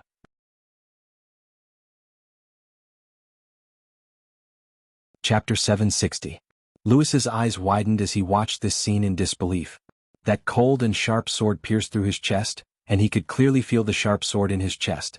Fresh blood flowed from the wound, and the heart-wrenching pain caused him to involuntarily scream. You really dare to kill me? Do you want Fang Shishir to die as well? Louis crazily roared.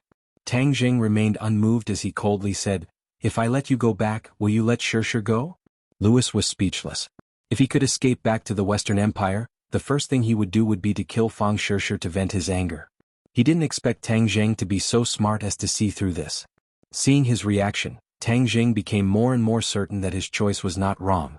After killing you, I will immediately go save Shishir. No matter what difficulties there are, I will pass through them. If something really happens to her, everyone in your Rockefeller family will be buried with her. Tang Jing's tone was calm, but the killing intent it revealed made people shudder. Last time in the 100,000 mountains I let you escape. This time don't even think about escaping. You have an immortal body, right? Then I will turn you into ashes. With a thought, War's soul immediately lit up with a ball of true fire. From the inside out, Louis was completely ignited. Ah! Miserable screams resounded through the mountain peak as Louis rolled on the ground. After a while, he stopped moving and only the crackling sound of burning could be heard. The flames extinguished, and Louis was also turned into ashes like the blood ancestor. Whoosh! Tang Jing took a long breath as if all the strength in his body had been released. His actions were really risky, but he had no choice. Dong dong dong. A burst of hurried footsteps came from the bottom of the mountain as Su Yingtian rushed up with a group of people. When he saw the corpses on the ground, his heart trembled. They had finished the battle so quickly. How is it? Su Yingtian rushed up and asked. They are from the Rockefeller family. They have all been eliminated. As for these terrorists, you can deal with them yourself. Tang Jing said indifferently. He had no interest in those terrorists hiding in the corner.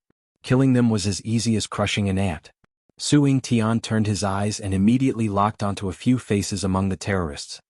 His eyes widened in an instant as he exclaimed, It's them. What a great harvest. These people are just like the Spectre. Normally it would be impossible to catch them, but this time we actually caught all of them in one go. It turned out that there was a leader among these terrorists who the country had always wanted to capture. However, these people were mostly hiding abroad or in Tianshan Mountain. It was impossible to find them normally.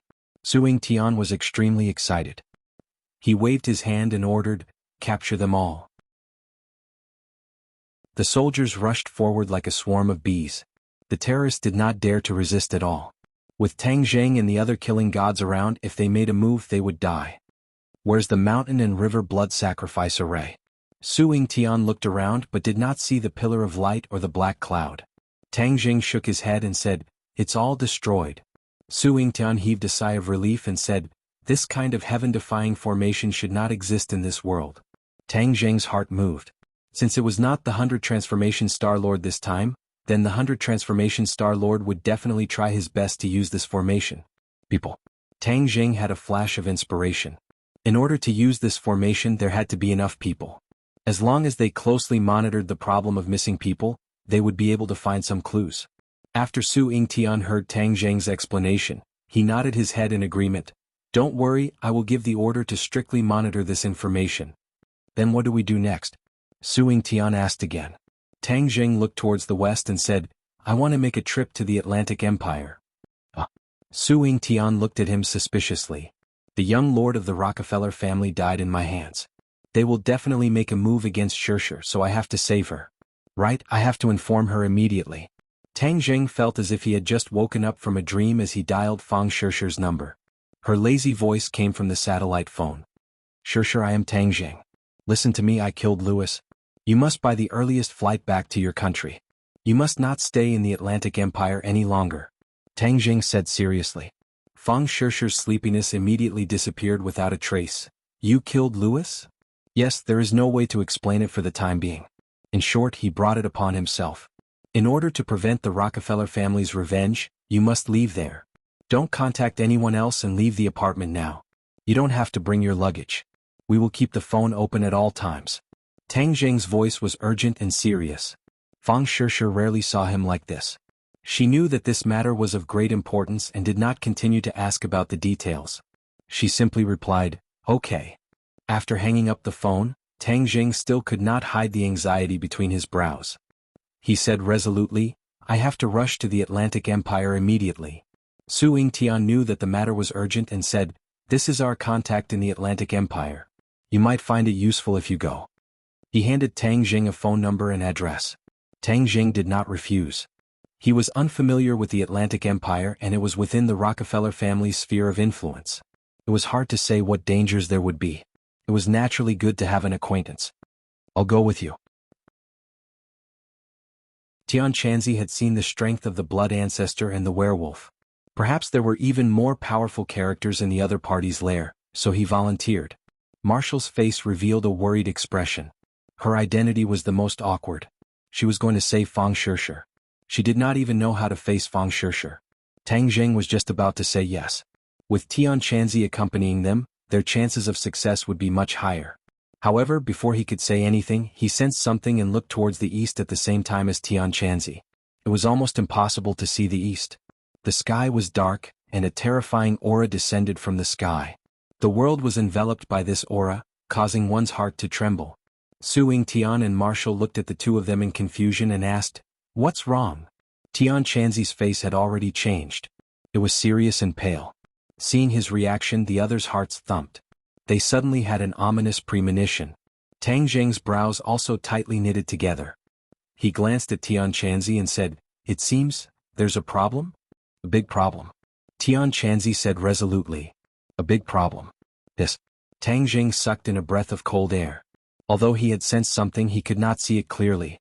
However, the uneasy feeling in his heart was very strong. He had a premonition that something big must have happened. I must go take a look.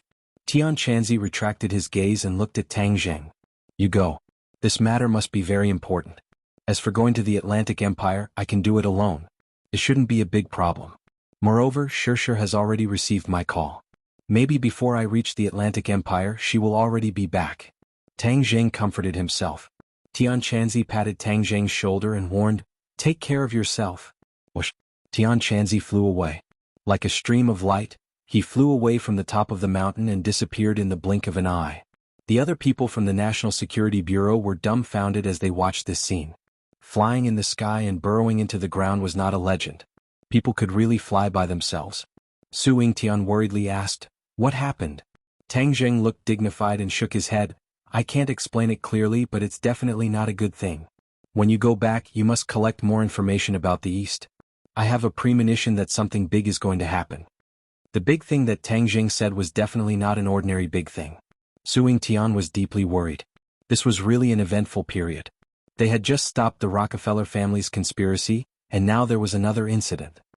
He fiercely gritted his teeth and said, Tang Jing, you can rest assured that I will do my best to collect information. After he finished speaking, he also stared intently at the east. But he still couldn't find any clues. Tang Jing, I'll go with you to the Atlantic Empire. Wu finally made up his mind and volunteered. Tang Jing shook his head. You and Chief Su return to the capital together. This time I will go alone. There won't be any danger, so don't worry. Wu hesitated, but in the end he swallowed his words and nodded. Then be careful and keep in touch. Jiji. Suddenly Xiaobai rushed out from the crowd and jumped onto Tang Jing's shoulder. It pointed to the east with its little claws and squeaked. Tang Jing sighed and said, You also felt it? Xiaobai nodded and squeaked non-stop. However, it couldn't speak and couldn't express its meaning. Tang Jing patted its little head and said, Tian Chanzi has already gone. Even if something really happens, he should be able to handle it. As for the two of us, this time we will charge into the Atlantic Empire alone to save Shirshir. Xiao Bai's eyes lit up as it jumped up and down on his shoulder. It was obvious that it was very satisfied with this operation. A group of people escorted the terrorists down the mountain, and there were still tens of thousands of innocent people gathered at the foot of the mountain. However, the soldiers were comforting them one by one, and the situation was already under control. Su Yingtian looked at the group of people worriedly and said, after seeing the scene just now, I'm afraid that many of them will have repercussions for the rest of their lives. Tang Jing knew that he was referring to the scene of the massacre. The group of people who did not hesitate to cut their throats and take their blood would probably cause many people to collapse. Tang Jing was helpless and said, I'll leave the aftermath to you guys. This is part of our duty. Take care of yourself. Su Yingtian warned. Tang Jing nodded. There were no direct flights to the Atlantic Empire in the northwest. Since he was already at the border of the country, he might as well directly cross the Heavenly Mountains and rush to the Atlantic Empire. The Atlantic Empire was very far away, and there was still a long way to go from Wuxia. He planned to cross the Heavenly Mountains and wait for an opportunity to board a foreign plane to reach the Atlantic Empire. In short, he didn't want to waste any time.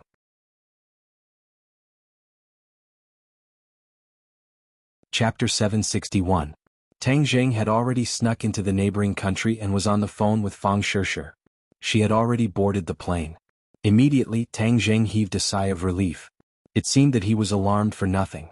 The Rockefeller family's reaction was not that fast. Fortunately, he had informed her in time, and Shirshir had seized the opportunity to withdraw. In the distance, he had already seen an airport.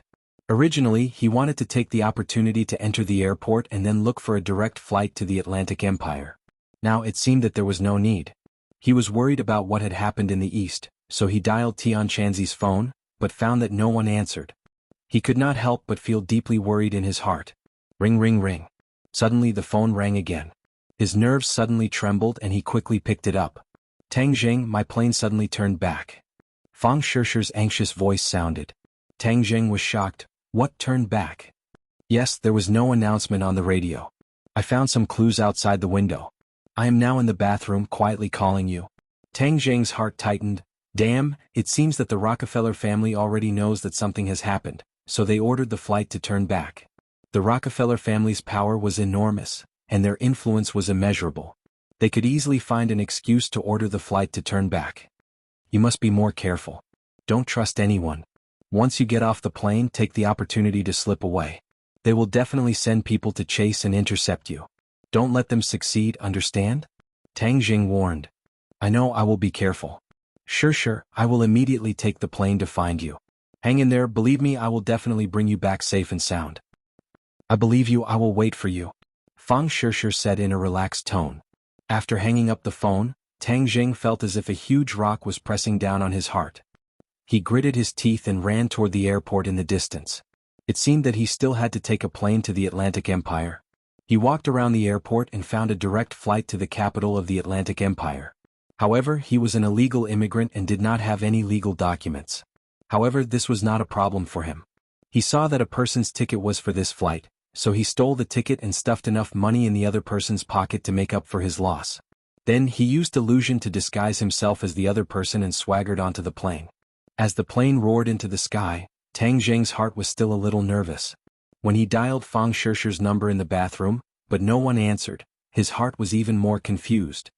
Something must have happened. Something must have happened. Otherwise she wouldn't have ignored my call. Tang Jing clenched his fists. More than 10 hours later, the plane landed in Watson, the capital of the Atlantic Empire. Tang Jing went through customs and walked out of the airport. He called again, but there was still no response. Tang Jing looked around. He was in a foreign country and was unfamiliar with the place. He did not know where to go and where to find Fang Shirshir. He knew where Fang Shirshir's school and residence was, but if he went there now, he was afraid that he would not find anything. He thought of the note that Su Yingtian gave him. He took it out and took a look. He got into a taxi and went straight to the address on the note. Fortunately, his grades were good and he was familiar with English. Even in a foreign country, he would not be unable to move because of the language barrier. An hour later, he arrived at his destination. It was a residential area and a small building stood in front of him. Ding dong. He pressed the doorbell. A middle-aged man opened the door and looked at him in a friendly manner. Tang Zheng looked at the man in front of him suspiciously. He had the typical appearance of a middle-aged man with a beer belly, messy hair, and dull eyes. Was this the person he was looking for? But this was the address that Su Yingtian gave him. "Hello, I'm looking for Mr. Ding Liang," Tang Jing said in English. "That's me," the man said with a smile.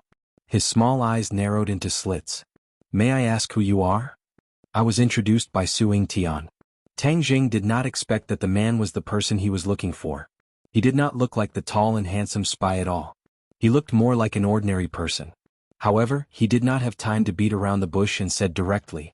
As soon as the three words Su Yingtian came out, Ding Liang's lazy eyes immediately burst out a sharp gaze. His temperament changed dramatically. Tang Jing's eyes narrowed slightly. He thought that the disguise was really good. This was his true face. "Who are you?" Ding Liang asked warily. "Tang Jing." Ding Liang's pupils shrank and revealed a look of awe. He quickly let him in and said, "Director Su has already informed me and asked me to cooperate with you." Ding Liang still remembered Su Yingtian's solemn instructions. He asked him to help Tang Zheng at all costs and pointed out that Tang Zheng was a special consultant of the National Security Bureau. Although Ding Liang was abroad, he had heard a lot of things in the country.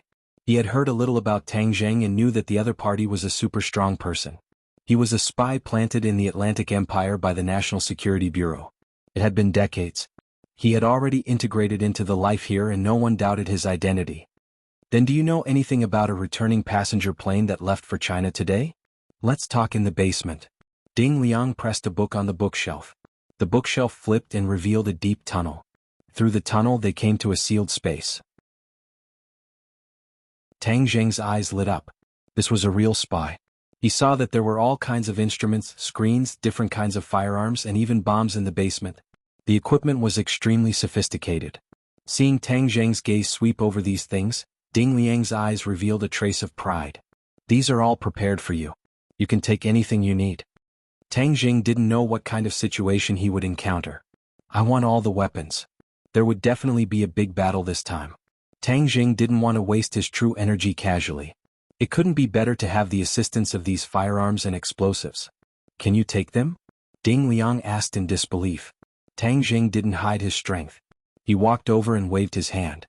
The Sumeru world on his wrist lit up and all the weapons disappeared without a trace. "Ah!" Ding Liang opened his mouth wide and screamed. He immediately covered his mouth, but the shock in his eyes was enough to explain his mood. Tang Jing didn't find it strange. "What about the flight?" Ding Liang woke up from a dream. He quickly opened a computer and said, "This flight was forced to return because of a malfunction. The people have been evacuated. But there is one thing worth noting. It seems that there was a riot during the evacuation." "How could there be a riot?" "Usually at this time there would be people scrambling to escape.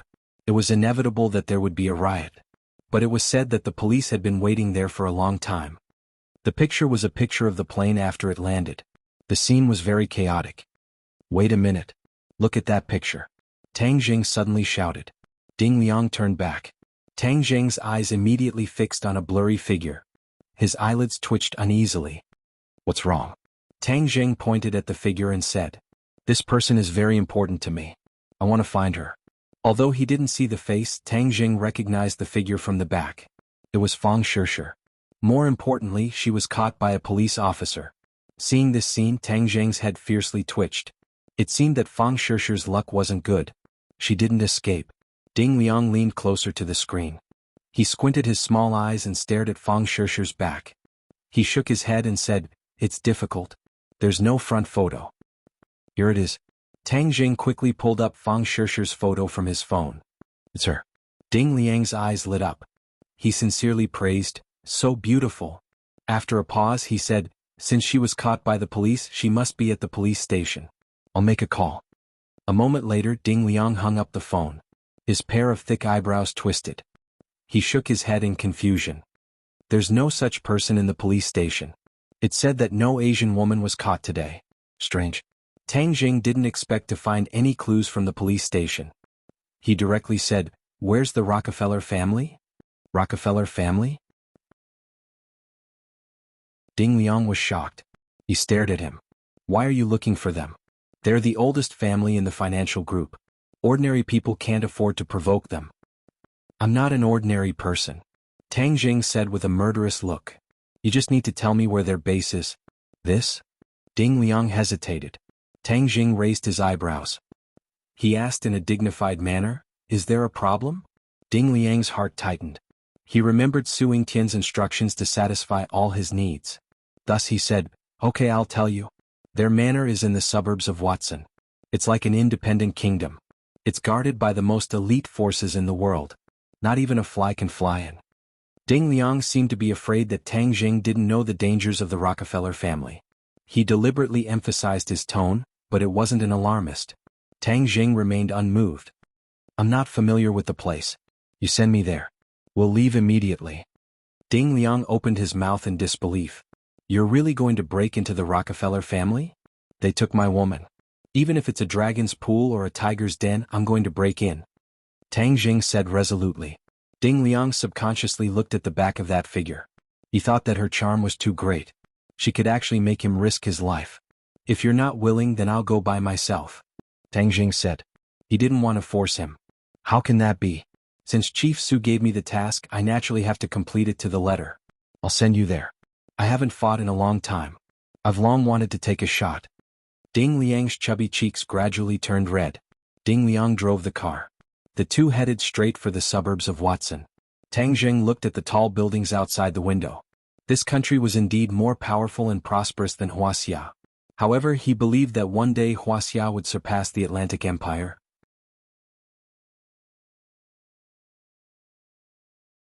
Chapter 762.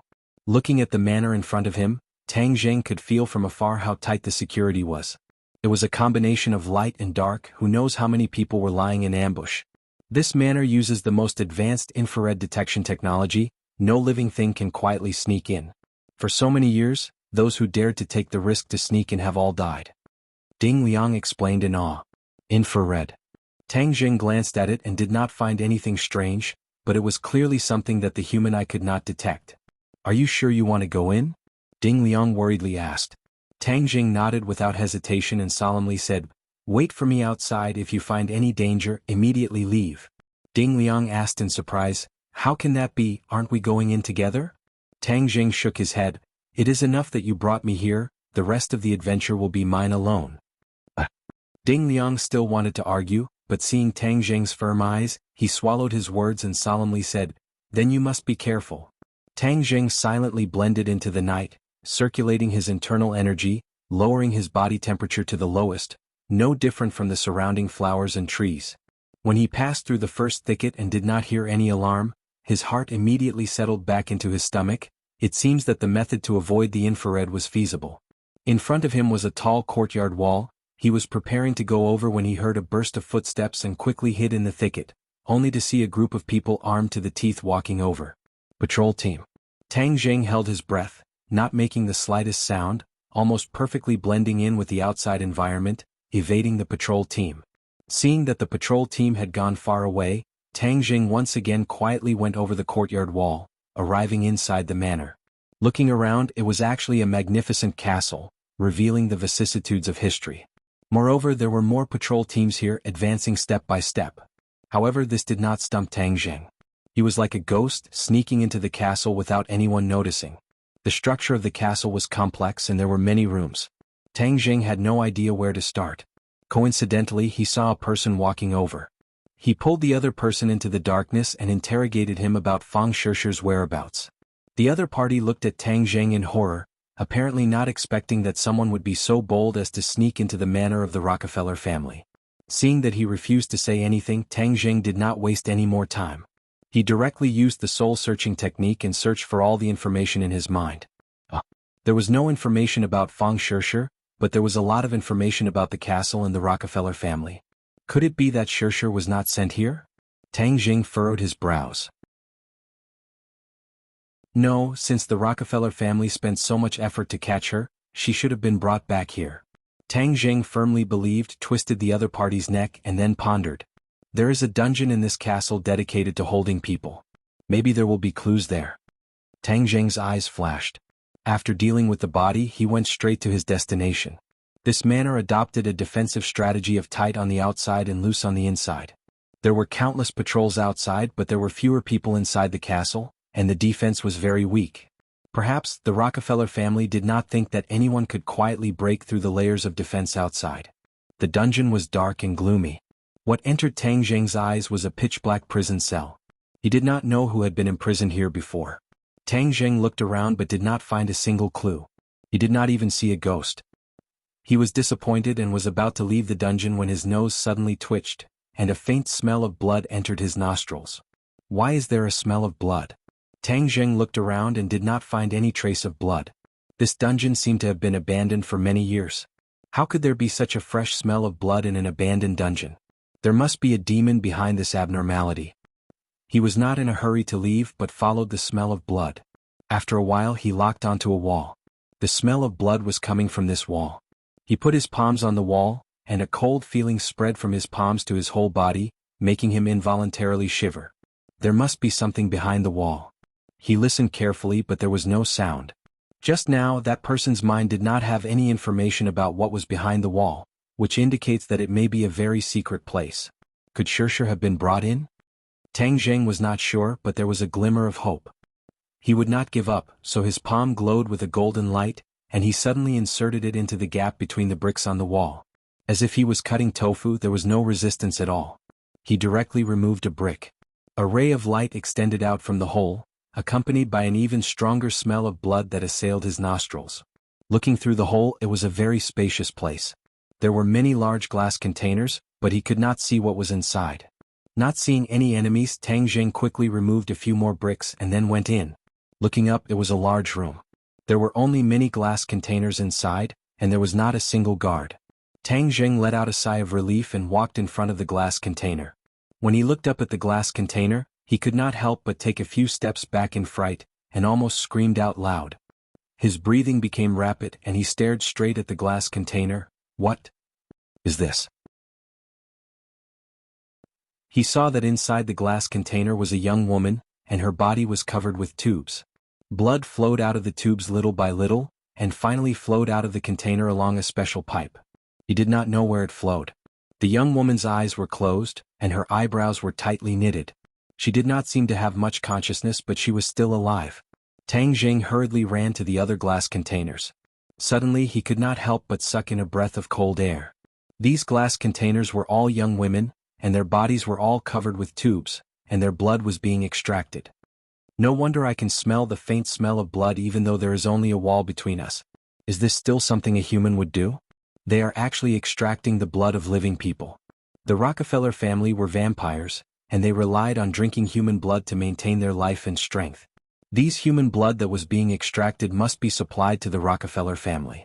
Tang Zheng was furious and his eyes were almost spewing fire. They really are a group of beasts. They really should go to the 18th level of hell. Tang Zheng said fiercely. He wanted to rescue these people, but that would be completely exposed and these people may not be able to survive. First find Shirshir, then come back to save them. Tang Zheng pushed the door open and went out in a flash. The light outside was very dim and it took a while for Tang Zheng to adapt to the darkness. But he immediately widened his eyes and saw that the room was filled with stone coffins, and it was very gloomy. Could this be a tomb? Tang Zheng was shocked. There were a total of 9 stone coffins in the room, which meant that there were 9 people. Didn't the Rockefeller family boast of being immortal? Why are there stone coffins? He was puzzled and was about to leave the room when he found that there were tubes on the ground. Dark red blood flowed through these tubes into the stone coffins. Tang Zheng had an idea and was shocked. These stone coffins are vampires. So this is not a tomb. Just as this thought flashed through his mind, there was a bang and a stone coffin lid flew up and hit Tang Zheng. He immediately dodged and the lid of the stone coffin hit the wall with a loud bang. Immediately, as if a drop of water had fallen into boiling oil, there was a reaction. The other stone coffins immediately creaked, and the lid of the stone coffins were all pushed open from the inside. *CK so many vampires. It seems like we have to start a massacre. Tang Zheng swung his arm and the War Soul sword appeared in his hand. He took the initiative and jumped onto a stone coffin. A pale white hand reached out from the stone coffin and grabbed Tang Zheng's neck. Tang Zheng's hand was like lightning, and the War Soul sword directly cut off the arm. Then, with a flash of sword light, the war soul sword pierced through the heart of the vampire who was trying to climb out, and the true fire spread from the war soul sword to his body. In an instant, the other party turned into a ball of fire. He let out a heart-wrenching scream and struggled to climb out of the stone coffin. The light of the fire illuminated the surroundings, allowing Tang Zheng to clearly see his surroundings. He saw that the remaining 8 vampires had climbed out of the sarcophagus, and pairs of gloomy and cold eyes were firmly staring at Tang Zheng, like a tiger eyeing its prey. "Who are you? How dare you barge in here?" a vampire asked with a murderous aura. Tang Zheng coldly snorted, too lazy to talk nonsense with the other party. He only wanted to end the battle quickly. With a flick of his wrist, a dazzling sword flower appeared, and a sharp sword attack attacked the group of vampires. Vampires were not undeserving of their reputation. Their movements were very fast, dodging and moving, and their cooperation was very tacit. In an instant, the two sides were locked in a fierce battle. Tang Zheng was a little anxious. With such a big movement, he didn't know if the others had noticed. "No, I have to end this quickly." He took a deep breath, and his attacks suddenly became even more fierce. Moreover, the war soul sword was burning with true fire, and when it came into contact with the vampire, the sparks of fire immediately ignited, turning the other party into a flaming man. Another 3 vampires were refined into ashes by the true fire. When the remaining 5 vampires saw this, they looked at each other in dismay. This Easterner actually had such a powerful strength at such a young age. Even if they had the advantage of numbers, if they continued to be in a stalemate, they would definitely not be able to gain any benefits. "Inform the primogenitor," one of the vampires shouted. Instantly, the vampires opened the door and went out. "Stop." Tang Zheng secretly cursed. He wanted to stop them, but he was powerless and was stopped by the other vampires. He didn't know who the ancestor was, but when he thought about the blood ancestor, he knew that the ancestor was definitely a higher-level vampire and was even stronger.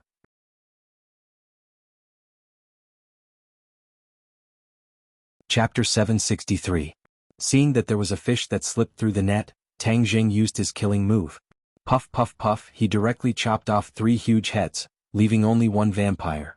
Seeing this, the vampire turned pale with fright. He actually did not dare to fight back and retreated out of the room in an attempt to escape. Tang Zheng followed like a shadow. The war soul sword flew out and directly pierced through the vampire's chest. With a plop, the vampire fell to the ground and turned into a ball of flames. Tang Zheng looked up and sucked in a breath of cold air. This was an even bigger basement that occupied a large area and was brightly lit. At a glance, he saw a few young girls tied to a few pillars.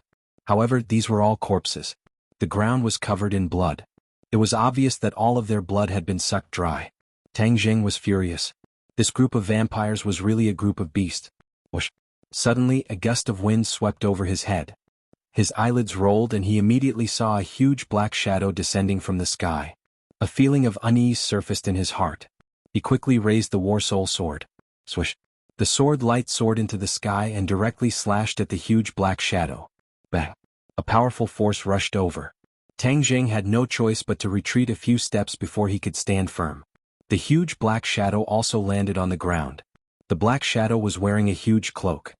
His face could not be seen clearly, but the nails that stretched out from his sleeves were cold and shiny like sharp blades. "Who are you?" the black shadow asked in a deep voice. "Where did you hide, Fang Shishir?" Tang Zheng knew that the other party was definitely not a small character. It could be seen from his imposing manner, so he asked straightforwardly. "Are you here to find that girl?" The black shadow's voice became more and more fierce. Tang Zheng's heart moved. The other party really did know about Shishir.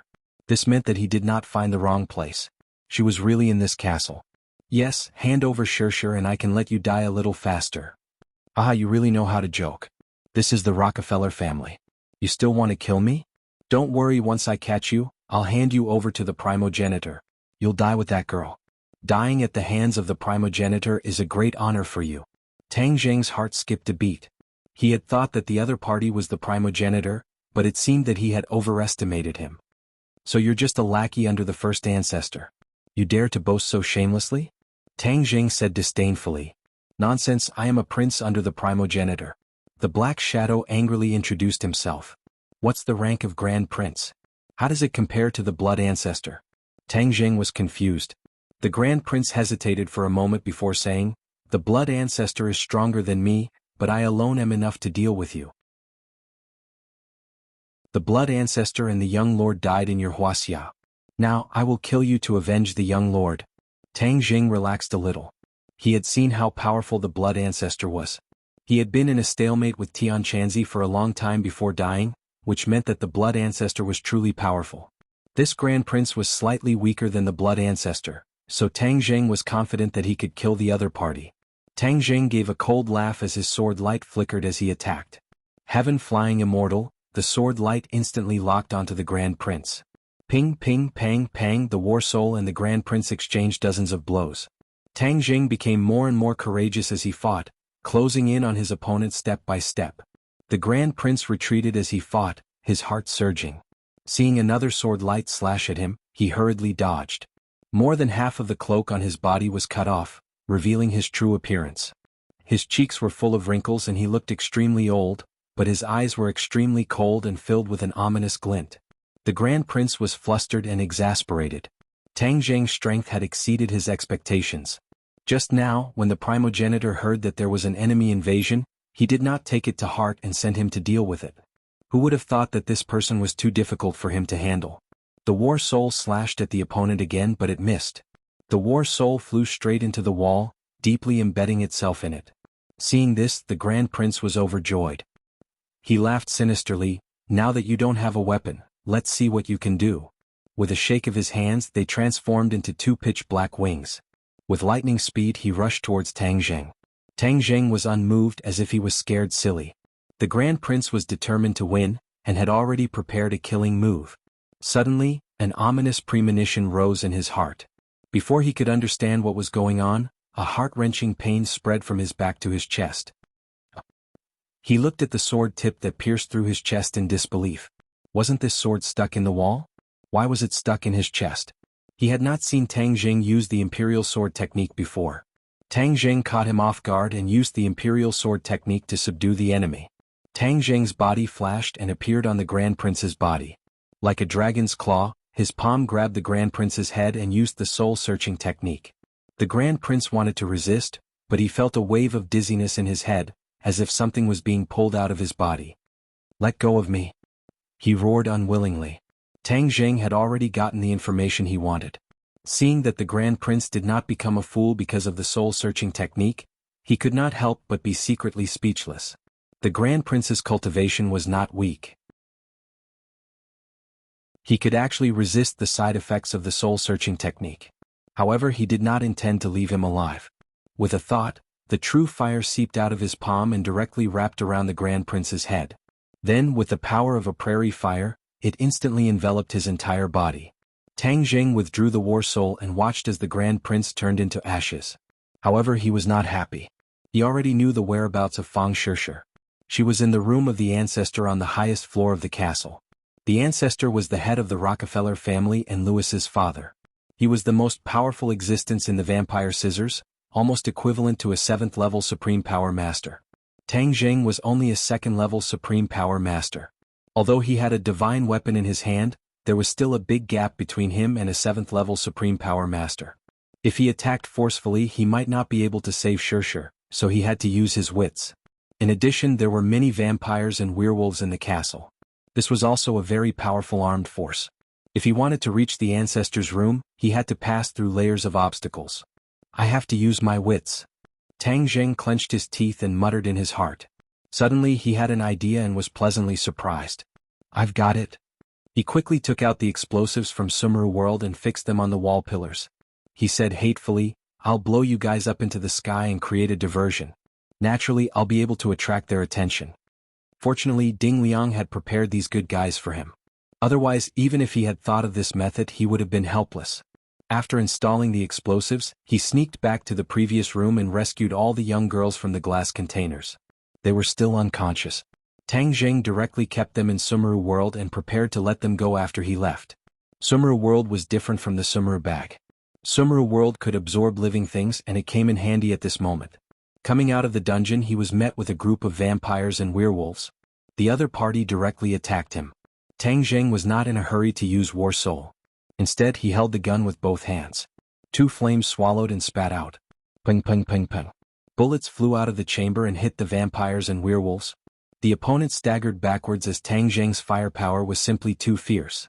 He didn't even need to change the magazine. Once the gun ran out of bullets, his hands loosened and a new gun reappeared in his hands. He pulled the trigger and the sound of gunfire rang out. The werewolves had rough skin and thick flesh.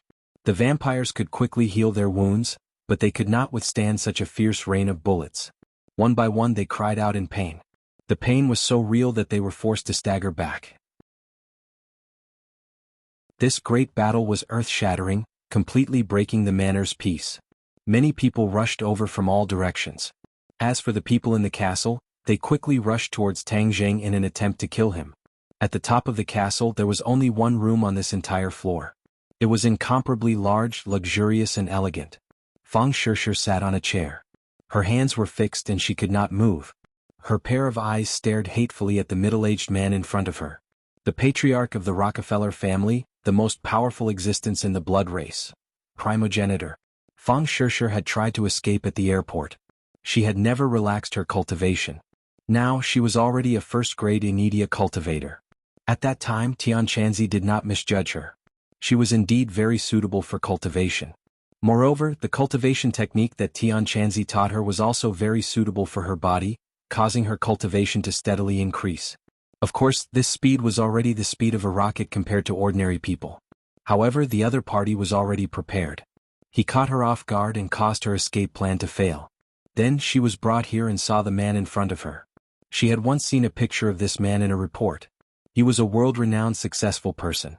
He was the patriarch of the Rockefeller family. Many people had to bow down to him. Even the politicians of the Atlantic Empire were incomparably respectful to him. He could even influence the outcome of the presidential election. All in all, this was a very powerful person. Fang Shishir did not have the slightest bit of caution and fear when facing a powerful person. She already knew that the other party was a vampire. He had to rely on drinking human blood to survive and maintain his strength. Therefore, Fang Shishir was not afraid of him. Instead, she looked down on him from the bottom of her heart. Hearing the fierce gunshots and fighting coming from downstairs, her expression was normal. However, she was very excited. She guessed that Tang Zheng must have come to save her. There was only one person in the world who dared to enter the tiger's den to save her, and that was Tang Zheng. From the moment she was captured, she knew that Tang Zheng would definitely come. Because he was her hero. Her hero for life. The ancestor looked at Fang Shishir overbearingly. When Louis was alive, he often talked about you and praised you. He said that you were different from other girls and had a special aura and feeling. But in the end, he died at the hands of your Wuxia people. Died at the hands of your boyfriend. There was no such thing as an airtight wall in the world. Logically speaking, the other party should not know what happened at the peak of Sky Mountain. After all, their people had been wiped out. However, the ancestor seemed to know everything clearly. He placed all his hatred on Tang Zheng. Tang Zheng is downstairs right now. I will make him pay a painful price for Louis's death. The price is not only his life but also yours. I will make him watch you die. I will make him suffer so much that he will wish he was dead.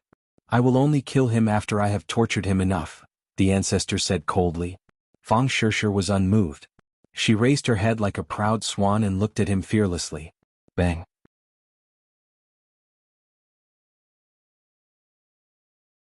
Chapter 764. The deafening explosion caused the castle to shake violently as if there was an earthquake. The ancestor's expression changed slightly and he snorted angrily. How dare he use explosives to destroy my castle? I will make him pay 1,000 times the price.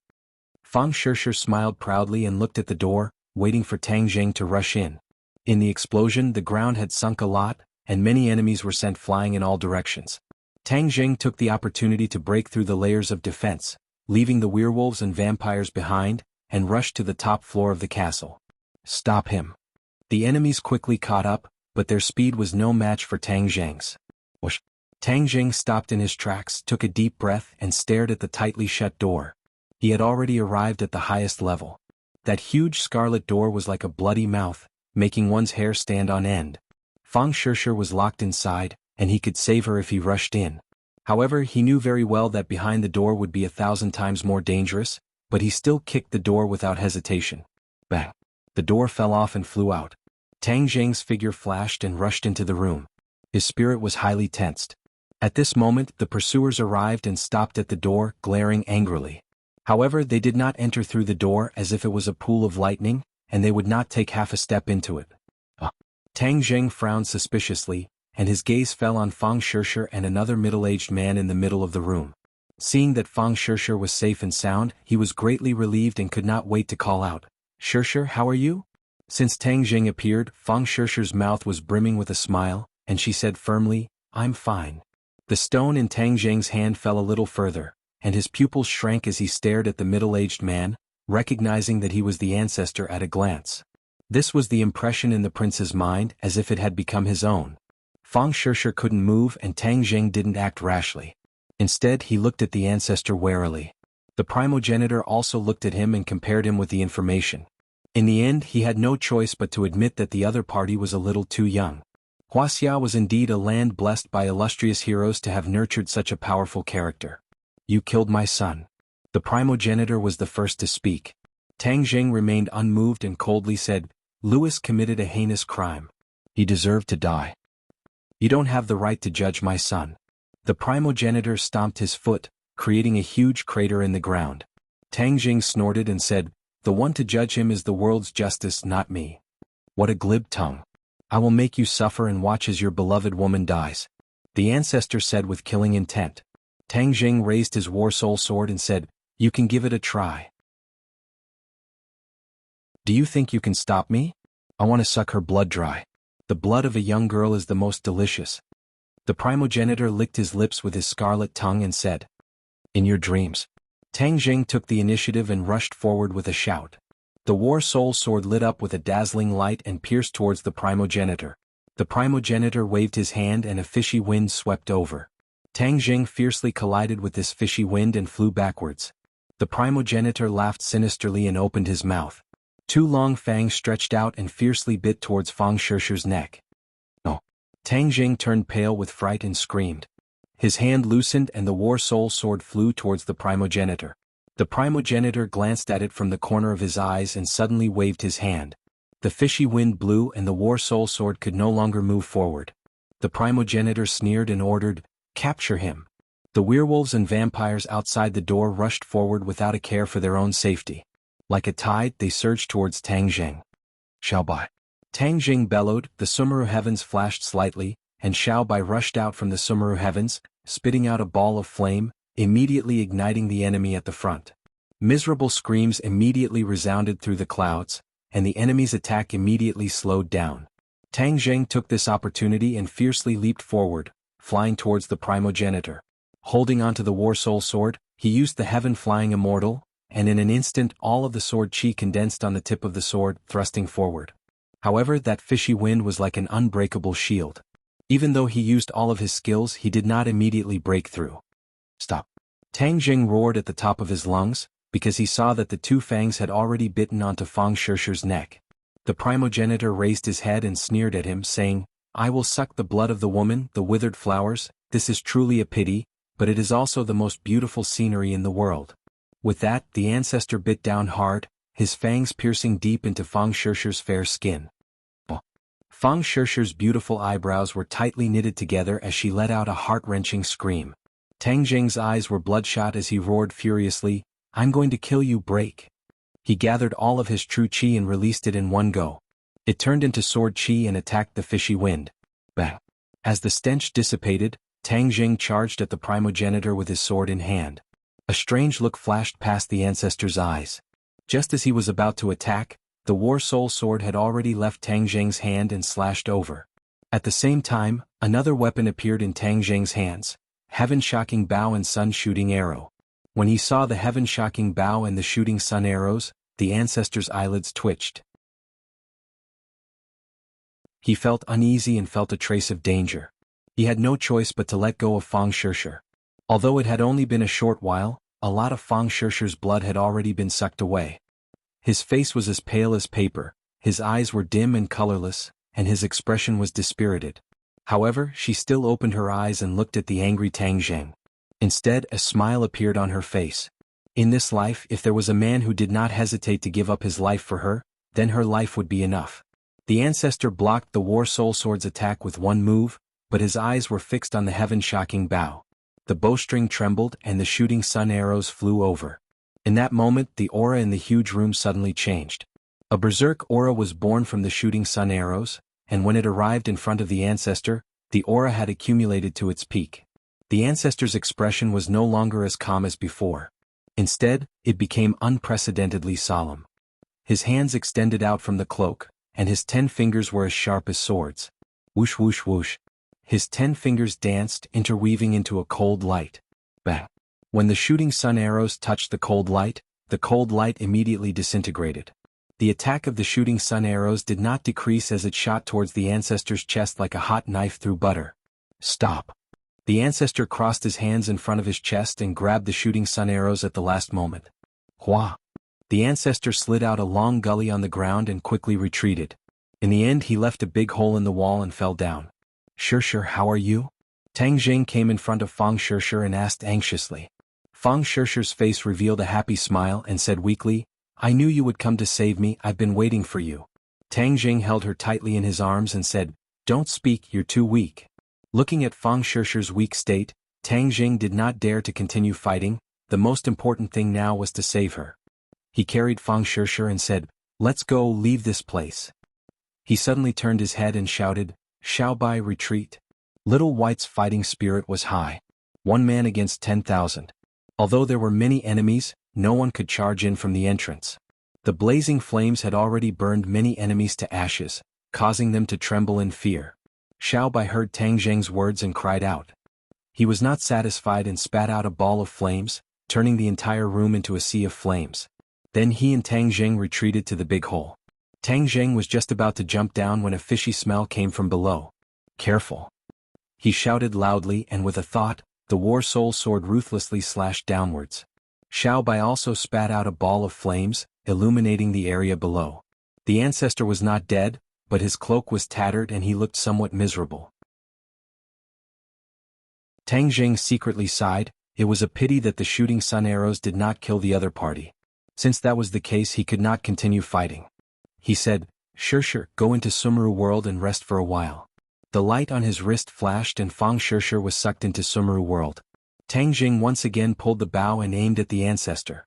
The ancestor's eyes flashed coldly. He was somewhat afraid of the shooting sun arrows and hurriedly dodged to the side. So, the shooting sun arrows flew out and the ancestor had no choice but to dodge. Tang Jing took the opportunity to jump down from the castle. Boom. With a loud sound, the shooting sun arrows did not hit the ancestor, but shot into the castle wall, a huge crack spreading out. Stop. Seeing Tang Jing retreat, the ancestor roared in anger.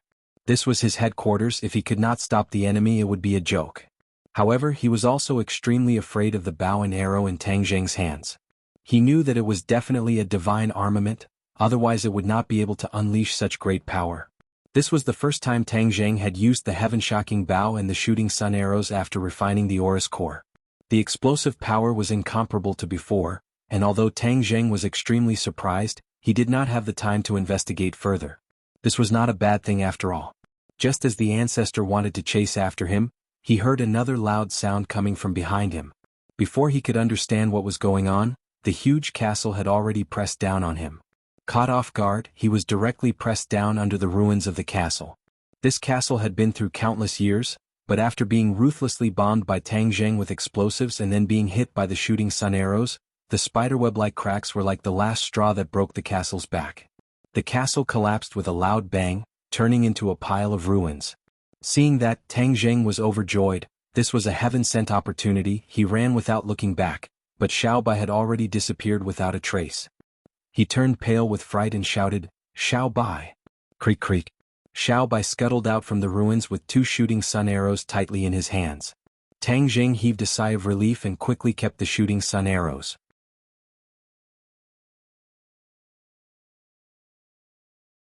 Chapter 765. Get in. Ding Liang's voice rang out. Tang Jing was startled. Ding Liang had actually rushed in despite the danger. He hurriedly got in and Ding Liang slammed on the accelerator. The car shot out like an arrow. Earlier, the patrols had all been attracted to the castle. When the castle collapsed, they were all buried inside, giving them a chance to escape. In the blink of an eye, the car disappeared into the boundless night. Bang! A loud sound rang out as a figure shot up from the ruins. A pair of huge wings spread out as he floated in the air. It was the ancestor. He wasn't dead, but his clothes were tattered and he looked battered and exhausted. Looking at the ruins below, he raised his head and let out a sharp cry. His voice shook the surroundings as an intense killing intent enveloped this part of the world. The car sped along the road. Tang Zheng's hearing was excellent. Although he was far away, he still heard the scream. His expression became serious. "What's wrong?" Ding Liang asked with concern.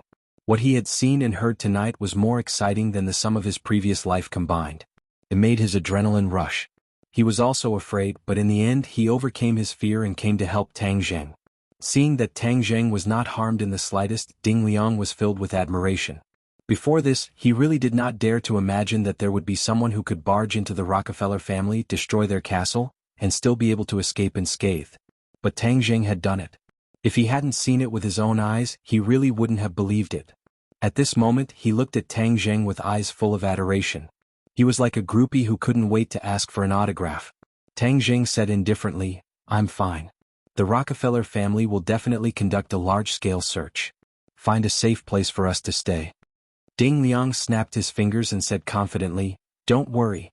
I understand the principle of a crafty rabbit having 3 burrows. That's why I've already prepared a safe house." Tang Zheng was worried about Fang Shishir.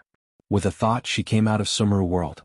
When Ding Liang realized that there was someone in the back seat, he panicked and almost hit the car next to him.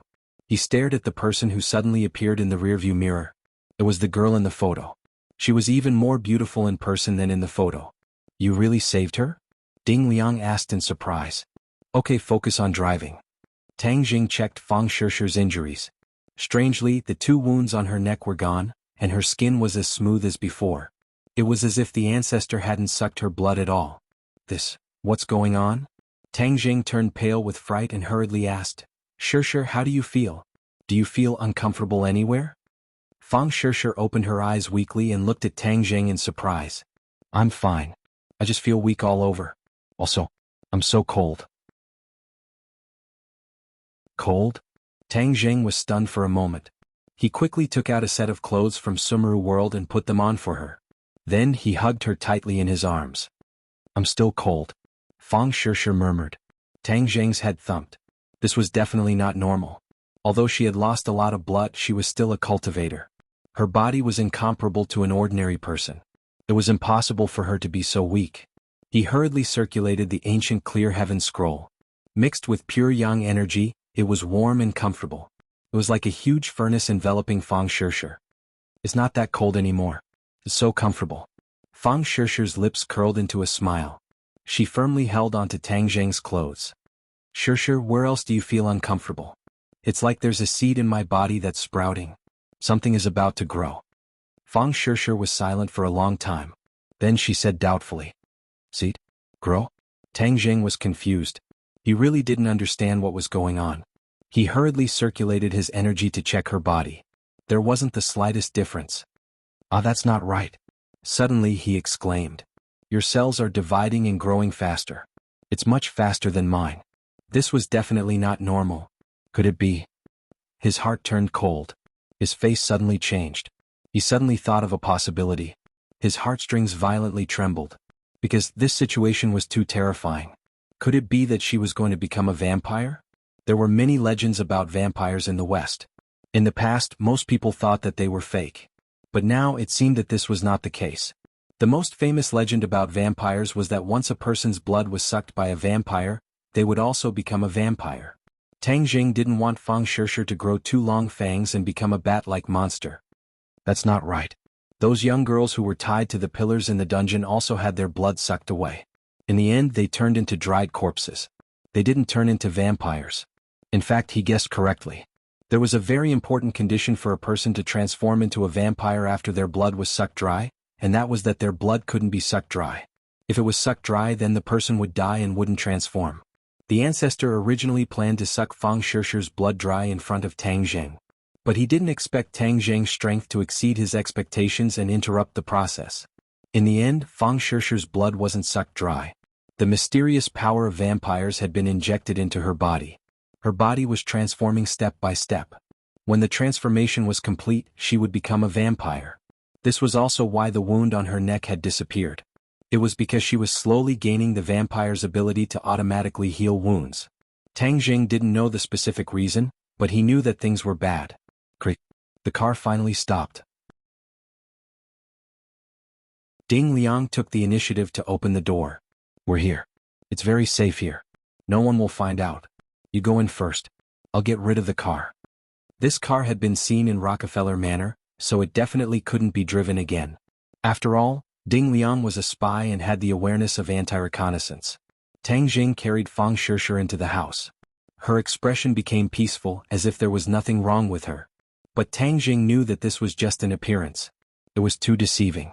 Shishir, try to circulate your energy. Find out what the feeling you're talking about is. Tang Jing helped her sit up and instructed. Okay. Fang Shishir did as she was told. After a while, she exclaimed, "My teeth are growing." What? Tang Jing was shocked. His random guess was right. She was really transforming into a vampire bit by bit. Open your mouth. Let me see. Ah. Tang Jing focused on the teeth in her mouth. Sure enough, 2 of them seemed to be a little strange. He couldn't help but think of the ancestors' 2 long fangs. What's wrong with me? Fang Shishir asked curiously. It's nothing. Don't worry. It's just a small problem. Tang Jing comforted her, but his heart was like an ant on a hot pan. He thought silently, what should I do? I can't let her become a vampire. I'm cold. Suddenly, Fang Shishir shouted again. Tang Jing hurriedly hugged her. I'm here. Hold me. Before he could finish his sentence, he was stunned. He thought to himself, she keeps complaining about the cold. This must be caused by the transformation process. If I use it to counteract her coldness, will I be able to suppress the transformation process? He wasn't sure, but there was no other way. He could only give it a try. Sure, bear with it. It might be a little painful later. Tang Jing comforted. What's wrong? Fang Shishir was confused. Is there a big problem with my body? Don't think too much. Be obedient. Fang Shishir looked at him with shining eyes and smiled.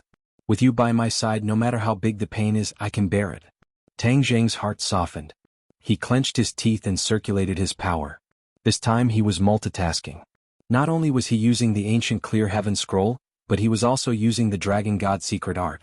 The 2 sets of mysterious cultivation methods began to circulate according to his own trajectory. The golden core in his dantian quickly rotated. Traces of true qi were born from the golden core. Not only was the true qi mixed with pure yang energy, it was also mixed with dragon qi. Whoosh! Tang Jing took a deep breath and concentrated. With a thought, his true qi drilled into Fang Shishir's meridians. Fang Shishir immediately cried out in pain, but she immediately clenched her teeth, not letting herself make a sound.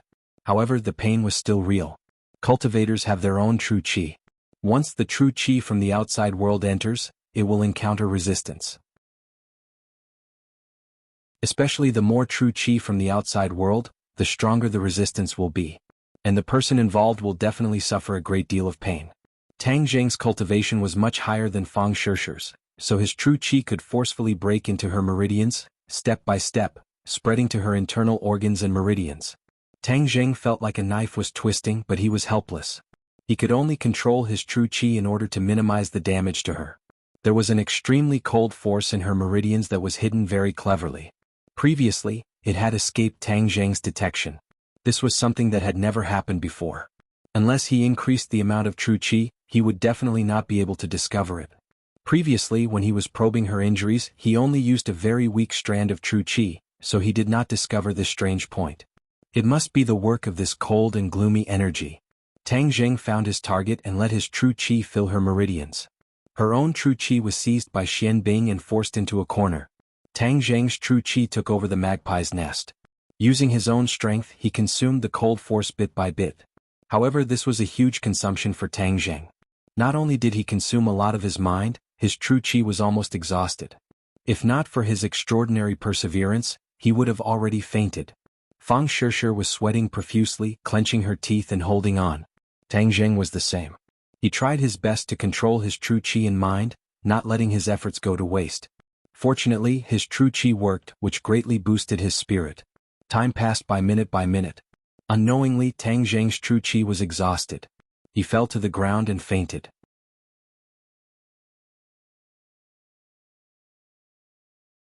Chapter 766.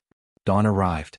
Tang Jing and Fang Shishir slowly woke up, and the moment they saw each other, their eyes blossomed with joy from the bottom of their hearts. "Shirshir, how are you?" Tang Jing hurriedly asked. Fang Shirshir stretched her body and said, "I feel very good." "Are you still cold?" "Not cold." Tang Jing was still on tenterhooks as he stared at her mouth and stammered, "Your teeth?" Fang Shirshir understood and immediately opened her mouth and cheered, "My teeth are fine." "Really? They didn't grow back?" Tang Jing hurriedly looked closer. Her teeth were still snow-white and there was no difference. "Are you afraid that I will become a vampire?" Fang Shirshir covered her mouth and laughed. Tang Jing seriously nodded his head. Fang Shirshir stretched out her finger and tapped his forehead and said with a smile, "Even if I die, I won't become that kind of monster." Tang Jing held her hand and said, "Don't say die. You have to accompany me for a lifetime." Fang Shirshir's heart was as sweet as honey and her face was filled with a happy smile. "Feel your body and see if there is anything strange?" Tang Jing urged. Fang Shir nodded her head and closed her eyes. After a while she opened her eyes and cried out in surprise, "How could this be? My cultivation has increased so much. 6th grade in India, I have actually reached the 6th grade in India." She was previously only a 1st grade in India and now her cultivation had increased by 5 grades. This was truly shocking. Tang Jing walked step by step. He had never suddenly increased his cultivation by so much. He suppressed his excitement and said, "Is there anything wrong with your body? As the saying goes, when things are abnormal there must be a demon." Her cultivation had increased by so much and there was definitely a reason. Perhaps it was because of the cold energy in her meridians. Fang Shirshir shook her head. "I feel like I have an endless amount of energy. My body is very strong." Tang Jing suddenly remembered that her wound had automatically healed and asked, "Shirshir, bear with me for a while. I will do an experiment." Fang Shirshir looked at him suspiciously. She saw his fingernail lightly cut her finger. A small wound appeared and blood flowed out. "Ah, what are you doing?" Fang Shirshir cried out in alarm. "Shirshir, don't move."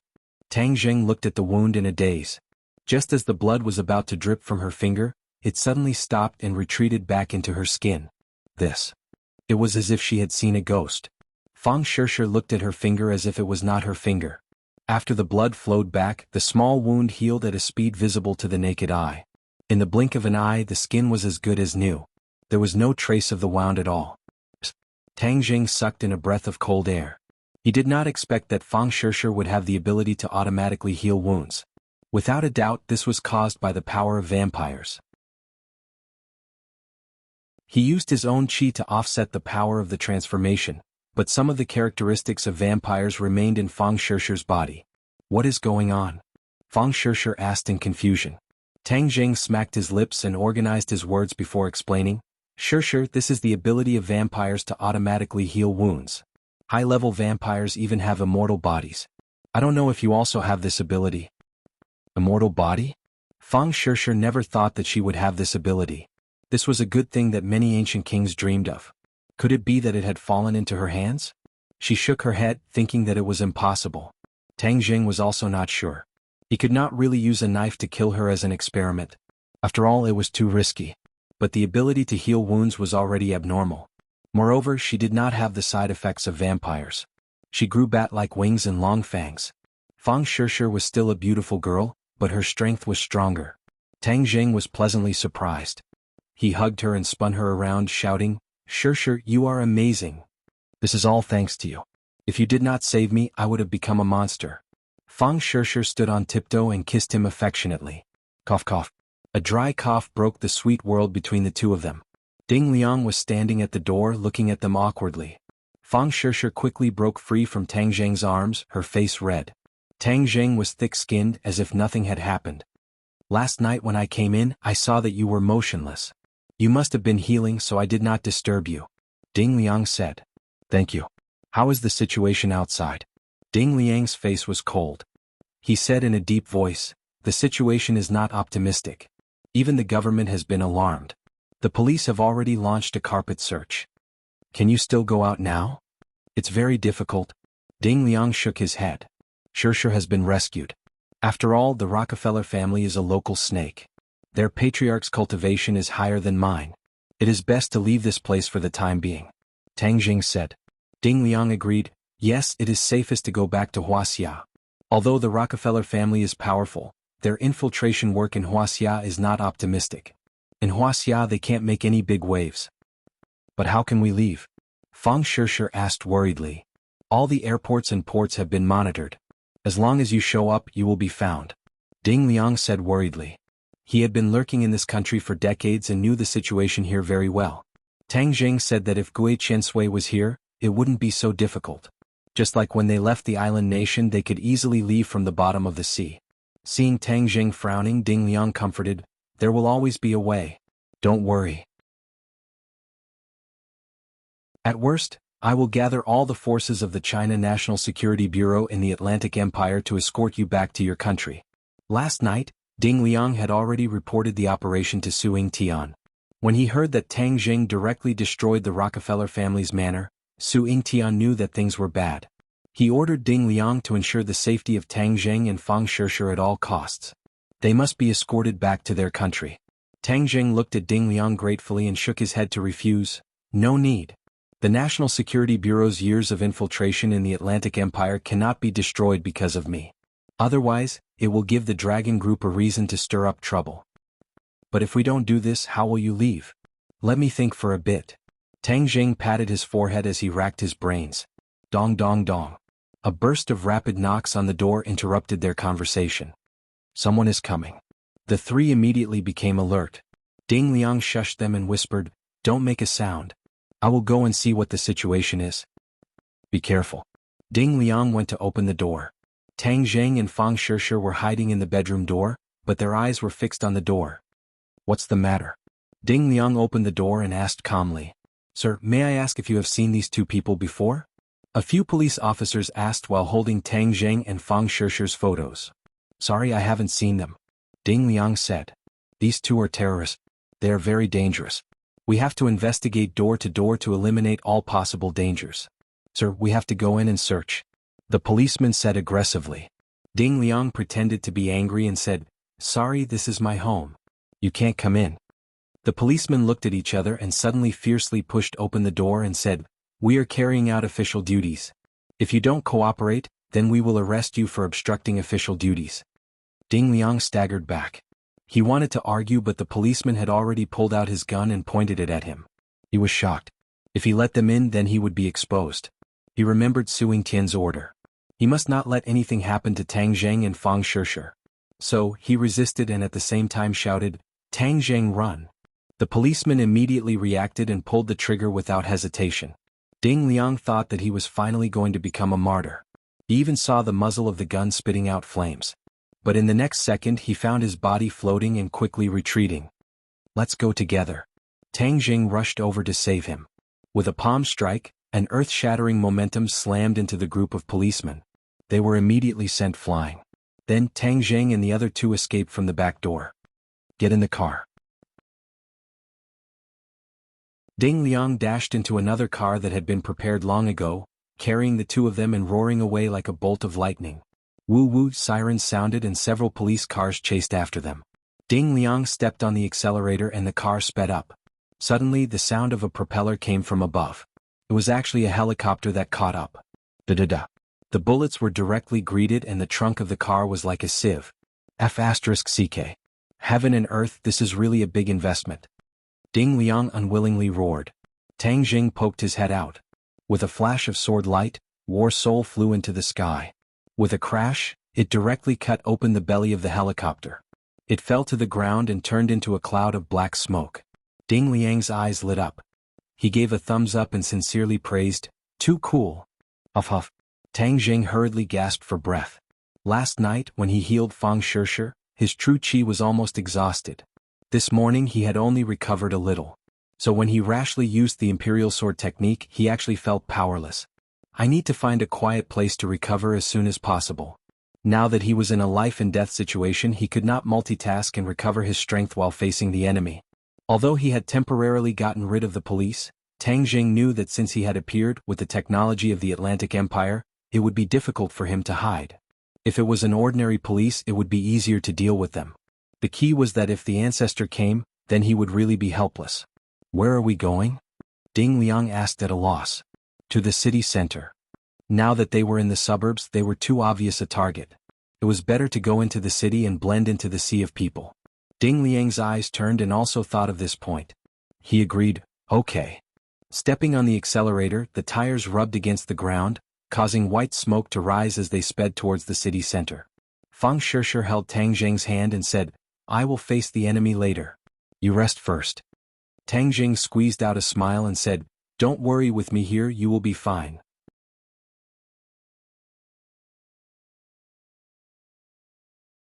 Chapter 767. Charge. Although the road ahead was filled with obstacles, Tang Jing was not prepared to retreat. He had to find a quiet place to recover his power. In such a big city, such a place was easy to find. Okay, charge. Ding Liang gritted his teeth and stepped on the accelerator. The engine let out a deafening roar. Oh! The car shot out like an arrow from a bow. Stop. The police used their loudspeakers to stop the car, but they were met with a head-on collision. Bang. The police car was sent flying, revealing a narrow space. The car slipped through like a fish in water. Bang. Bang. Bang. Bang. Gunshots rang out like firecrackers, hitting the car and causing sparks to fly. However, the car sped away. Many police cars were chasing after it with their sirens blaring. Boom. Suddenly, a loud noise came from the roof of the car. Tang Jing's heart tightened. There's someone on the roof. A sharp claw broke through the roof of the car and clawed down. Tang Jing raised his sword and chopped off the claw, causing fresh blood to splatter all over the carriage. Crash. The roof of the car was blown away. A huge werewolf tried to jump in. Although it only had one arm left, it was still murderous. I'll deal with it. Fang Shishir volunteered. She jumped up and slapped the werewolf's body. The werewolf staggered and fell to the ground. However, his claws were still firmly embedded in the body of the car as he was dragged forward. The werewolf's skin was coarse and thick. With a kick of its hind legs, it jumped back onto the car and fiercely pounced on Fang Shishir. Shishir, use my war spirit. Fang Shishir raised war spirit and slashed down. The werewolf's head was separated from its body and flew out. Fang Shishir's heart pounded. It was the first time in her life that she had experienced such a thrilling battle. It was inevitable that she was overwhelmed with emotions. Ding Liang's heart almost jumped out of his chest. He looked at his car that had turned into a convertible. His face stiffened and he forced out a bitter smile. He did not see the werewolf face to face last night, so the shock he received was not small. Turn the corner up ahead. Stop and get off. Tang Jing shouted. The car stopped in an alley. The three of them got out of the car and were about to escape when suddenly, a rough off-road vehicle stopped in front of them. The three of them were stunned. Just as they were about to make the first move, they saw the car window roll down, revealing a beautiful face. The three of them widened their eyes as they recognized this person. Princess N. Tang Jing was confused. Wasn't she in Wuxia? Why was she here? Fang Shishir's eyes widened as she stared at the princess of the royal family, who had appeared in all the newspapers and was rumored to have many scandals with Tang Jing. It turned out that she was even more beautiful and noble than in the photos.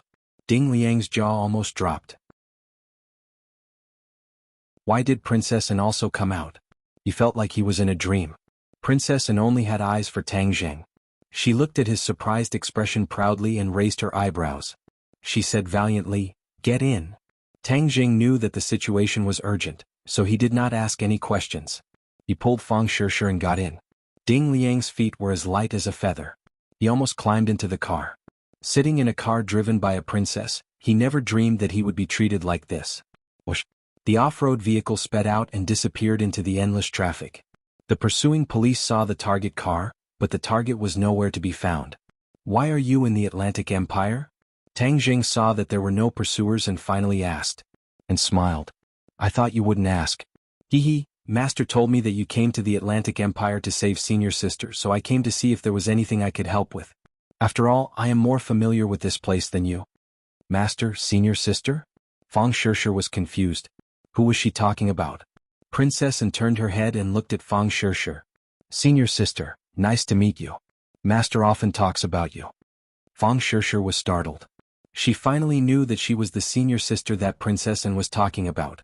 Tian Chanzi also took her in as a disciple, so you are from the same sect. Tang Jing hurriedly explained. Fang Shishir suddenly understood and politely replied, "Nice to meet you.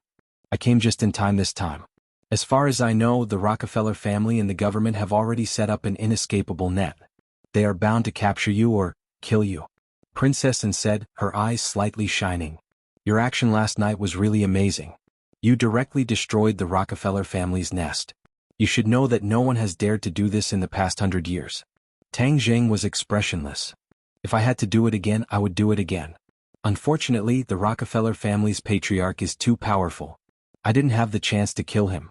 Princess Anne excitedly smiled. Mr. Knight, you are really handsome. The outside world had always been rumored that Tang Jing was her mysterious knight. Therefore she couldn't help but praise him with this word. Fang Shishir slightly frowned. She was naturally clear about this story. Calling Tang Jing a knight in front of her was very provocative.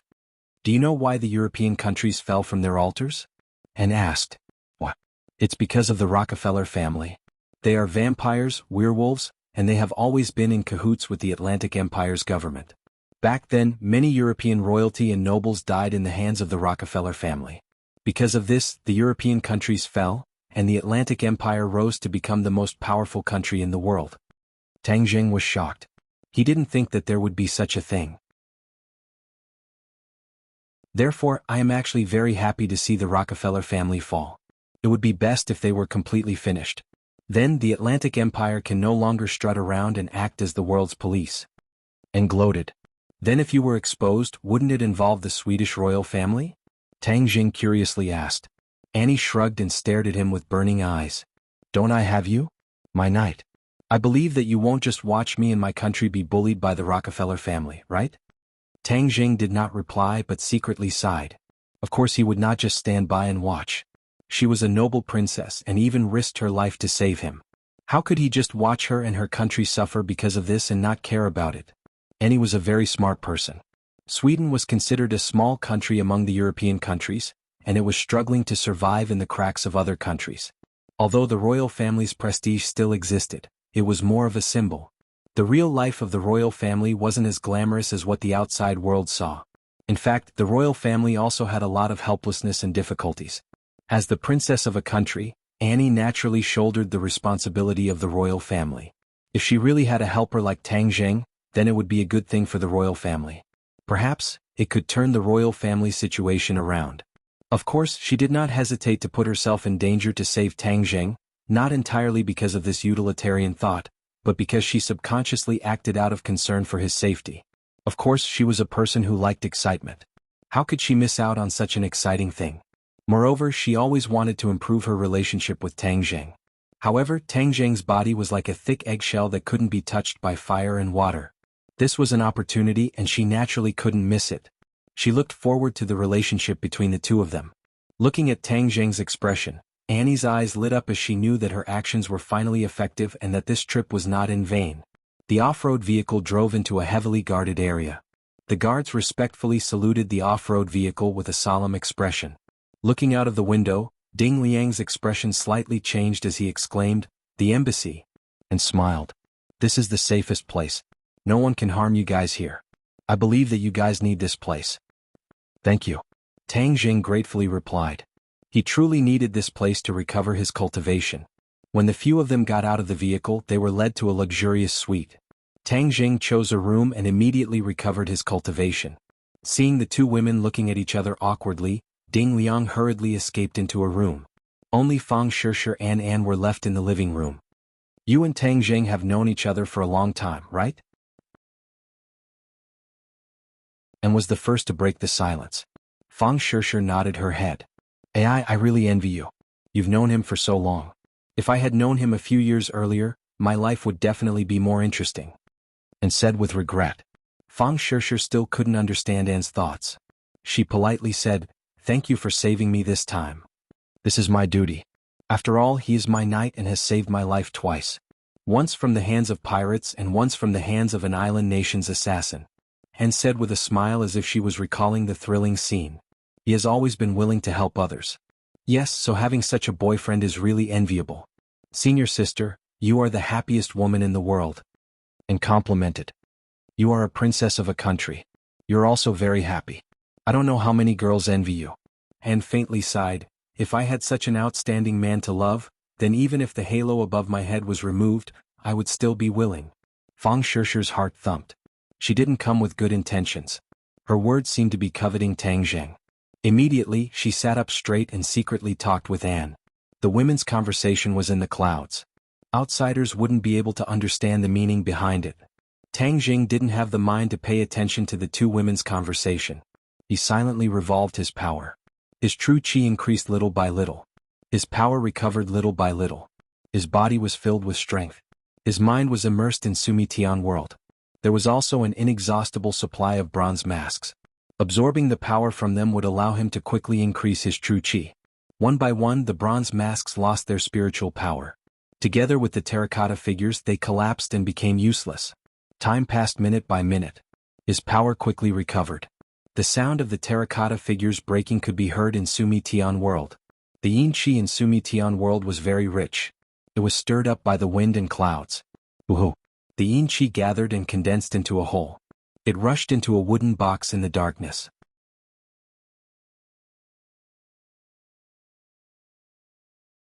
Chapter 768. Tang Jing sensed something and immediately noticed the change in the wooden box. Isn't this the wooden box I brought out from Langya Pavilion? At that time, it was placed side by side with the Inferno Divine Palm's wooden box. He had tried his best but was still unable to open it. He never thought that at this moment, it would open for no reason. The wooden box must have absorbed the yin qi earlier, so it opened by itself. He originally had the 9 yang saint body, so how could there be any yin qi in his body? Therefore, he never thought that he could use yin qi to trigger this wooden box. The wooden box had always been in Sumeru world, so it was constantly being soaked in yin qi. Just now, it had absorbed so much yin qi that this change occurred. Strange. Tang Jing secretly clicked his tongue and looked straight at the wooden box. There was a jade token in the wooden box. The jade token's luster was moving, and one could tell at a glance that it was not an ordinary item. Could it be a cultivation technique? Tang Jing still remembered that there were many cultivation techniques recorded in the jade token he obtained from the demon race. He even chose the sky swallowing technique to cultivate. Although the sky swallowing technique could swallow objects and had many ingenious uses in battle, he had always treated it as a support technique. Sumeru world flashed and a jade token appeared in Tang Jing's hand. He immediately immersed his divine sense into it and a passage of text was immediately branded in his mind. The jade token's light dimmed and finally with a crack, it turned into dust. He hurriedly concentrated on analyzing the text. Without a doubt, this was a cultivation technique. However, he was confused because this was completely different from a normal cultivation technique. It seemed to be a fragmented and incomplete cultivation technique. What the hell? A fragment of a cultivation technique is worth keeping so carefully. Moreover, this cultivation technique was placed together with the Inferno Divine Palm. I originally thought it was a martial arts manual, but I didn't expect it to be a cultivation technique. Tang Jing really couldn't figure out the reason, but he still read on word by word, hoping to comprehend the profound meaning within. Unknowingly, his true qi began to move. With a clang, a table in the distance flew toward him and disappeared in the blink of an eye. Ah! He couldn't help but cry out in surprise. He hurriedly raised his hand and a black hole appeared in his palm. Wasn't this the scene when he used the sky swallowing technique? How could this fragment trigger a reaction from the sky swallowing technique? He flipped through the remaining pages word by word, and the incantation of the sky swallowing technique slowly emerged in his mind. Suddenly, his eyes widened and he sucked in a breath of cold air. Why does it have so many similarities with the heaven swallowing technique? This discovery made him extremely surprised. When he carefully compared the two cultivation techniques, he actually found that after the sky swallowing technique ended, he could smoothly transition to the incomplete cultivation technique. Could it be that the original sky devouring technique was not complete, and this fragment is only the second half of the sky devouring technique? Only when the two are combined together can it be the complete sky devouring technique. He was completely shocked. Ever since he started practicing the sky swallowing technique, he had only practiced it for fun because it was a technique of the demon race. He hadn't really put his heart and soul into it, so the power of the sky swallowing technique had always been barely satisfactory. He originally thought that this was because the sky swallowing technique only had this much power, and that the description of swallowing the heavens and the earth was just an exaggeration to scare people. Now it seemed that he had underestimated the power of the sky swallowing technique. Or rather, the demon race's sky swallowing technique was originally incomplete, and the most important part of the second half of the technique was actually shelved in the Langya Pavilion. Even the dragon race would not be stingy to take a second look at the fragment placed on the first floor of the Langya Pavilion. This was because the first floor of the Langya Pavilion was filled with martial arts techniques. The dragon race would definitely disdain cultivating martial arts techniques, and would instead cultivate more advanced cultivation techniques. The secret manuals on the first floor of the Langya Pavilion had always been shelved, and even the mysterious fragment of the sky-swallowing technique was hidden there. However, there was one thing that puzzled him. The cultivation techniques collected in the Langya Pavilion were all righteous cultivation techniques. They were dignified and magnificent, so how could there be a demon race cultivation technique? I'm afraid I can only go back and ask the five-clawed golden dragon. Tang Jing shook his head. When he connected the first and second parts of the sky-swallowing technique together, he made a new discovery. It turned out that the sky-swallowing technique was also divided into cultivation levels. They were, in order, devouring objects, absorbing skills, devouring souls, moving mountains, moving seas, and sky-swallowing. There were a total of 6 cultivation levels. Tang Jing realized that he had only cultivated to the first level of devouring objects. No wonder he could not sense its powerful power. If he cultivated to the 6th level of the sky-swallowing technique, then devouring the heavens and the earth would not be an exaggeration. He could really do it. He smacked his lips as he was stunned by this discovery. No wonder the demon race is so powerful. With such a heaven-defying cultivation technique, it's impossible for them not to be powerful. However, the sky-swallowing technique is not complete among the demon race, so they can't cultivate to this level. Without the second half of the technique, the cultivator will always be ignorant and will stop at the devouring objects level for life. Now that I have the complete cultivation technique, I can't give up on the sky-swallowing technique. Unlike other demon race cultivation techniques, I don't need to sacrifice other people's lives to increase my power during cultivation. It won't go against the heavens and the earth. Since I've cultivated to the sky-swallowing technique, I'll see if I can break through and reach the second level of the sky-swallowing technique. He delightfully began to research and explore, but was immediately shocked by the introduction of the absorption technique. This was because, if one cultivated to this level, they could absorb the power of others. Furthermore, the higher their cultivation, the more power they could absorb from others. There was no need to cultivate at all. Just by absorbing other people's power, his cultivation could increase rapidly. He could not help but recall the scene when the first Emperor Qin absorbed the dragon qi in his body. There was a huge difference between the two. The first Emperor Qin absorbed the dragon qi, but he did not absorb power. Once the sky-swallowing technique absorbed the other party's power, the other party's cultivation would decrease greatly. If it continued to absorb, the other party would be beaten back to their original state, and their decades of cultivation would be wasted. If the other party's strength decreased and the other party's strength increased, there would be a huge gap. It was simply heaven-defying. Tang Jing was excited. Did he not need this cultivation technique now? There were so many enemies. If he could absorb their power without killing them, would it not be the best of both worlds? Yangming suppressed the excitement in his heart and calmed down to focus on cultivating. He had already memorized the sky-swallowing technique by heart. In the past, he did not have many breakthroughs in his cultivation, but after comprehending the second half, he felt enlightened. Somehow, a special feeling welled up in his heart. He reached out his palm and a black hole appeared on it. A mysterious aura spiraled around the hole. All of a sudden, the black hole shrunk bit by bit. Tang Jing frowned and gritted his teeth. It was obvious that he had reached a critical moment. Without warning, he shouted. The black hole quickly shrunk and disappeared, but the mysterious aura still lingered on his palm and could not be removed. Yangming opened his eyes and looked at his palm. He smiled and said, "I didn't expect to succeed so smoothly. I finally cultivated the second level of the sky-swallowing technique. But it's a pity that I can only perform the sky-swallowing technique once a day now." It turned out that when he broke through, he had a slight understanding. The sky-swallowing technique was powerful, but it was not omnipotent. Given Tang Jing's current strength, he could only perform it once a day. However, as his cultivation increased, the number of times he could use it would increase. Although there were many restrictions, Tang Jing was not depressed. Instead, he was very happy. The restrictions showed the brilliance of the sky-swallowing technique.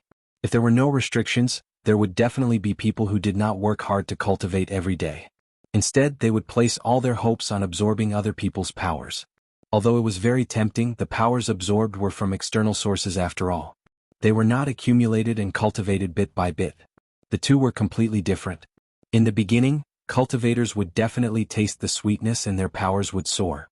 However, if they relied too much on it and neglected the essentials, their cultivation would become more difficult and stagnate. This was because the powers in their bodies were all absorbed, and the dregs and essences were all absorbed. On the other hand, their real powers were suppressed bit by bit, and in the end they did not have a foothold. This was also the reason why even if there were people who could quickly help people increase their cultivation, they would not increase it too much. The further a cultivator wanted to go, the more they would need to increase their cultivation through their own hard work. This was a long-term plan. Tang Zheng was not blinded. Instead, he was very clear-headed. However, he was still looking forward to it. He did not know what it would be like to absorb other people's powers. His powers had already recovered to their peak. He walked out and found that the two women were sitting in the living room. The atmosphere was much more harmonious than before. It seemed that through talking, the unfamiliarity and estrangement between the two had disappeared. Tang Zheng let out a sigh of relief. It was fortunate that these two women did not fight. Although his impression of Anne was much better, he did not really have any improper thoughts about her. Especially in front of his girlfriend, he could not show the slightest interest in Anne. Although Anne was indeed very attractive. "Are you okay?" The two women stood up at the same time and asked in unison. "I'm fine. Thank you for your help, Princess Anne." Anne smiled sweetly. "Why are we still so distant? What are you going to do next?" Although Tang Zheng had recovered his powers and even had a breakthrough in the sky-swallowing technique, he was not arrogant enough to confront the ancestor directly. This powerful opponent could only be dealt with in the future. "I wonder if Princess Anne has a way to send us out of the Atlantic Empire?" Tang Zheng asked, and nodded confidently. "Of course there is a way. You must be eager to leave, so let's go now?" Tang Zheng agreed. He was very grateful for Anne's understanding. "Men," and called. The door was pushed open and a person walked in respectfully. "What orders does the princess have?" "Prepare the plane. We will leave immediately." "Yes." After a while he came back to report that everything was ready.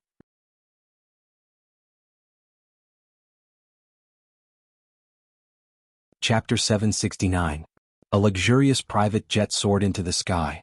Tang Zheng and the others finally breathed a sigh of relief. They couldn't help but recall what they had seen and heard on the way. The police sealed off the road and carried out a strict search of the passing cars. If they weren't in the embassy's car, they might not have been spared. At this critical moment, Princess Anne's name was still very frightening. Ordinary people didn't dare to act rashly.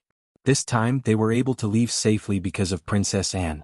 Tang Zheng nodded at her and thanked her sincerely, and smiled mysteriously and said, "Since you're on my plane, you have to listen to my arrangements." Tang Zheng smiled faintly, "Of course. When can we reach Wuxia?" "We won't go back to Wuxia for the time being. Let's go to my country." "Your country?" "That's right. My father and mother want to meet you. They sincerely invite you to visit my country. I hope you can do them the honor." Annie's smile disappeared as she said in a serious tone. This was out of Tang Zheng's expectations. He didn't expect her parents to invite him. However, the other party's daughter had helped him so much. If he directly refused, it would be unreasonable.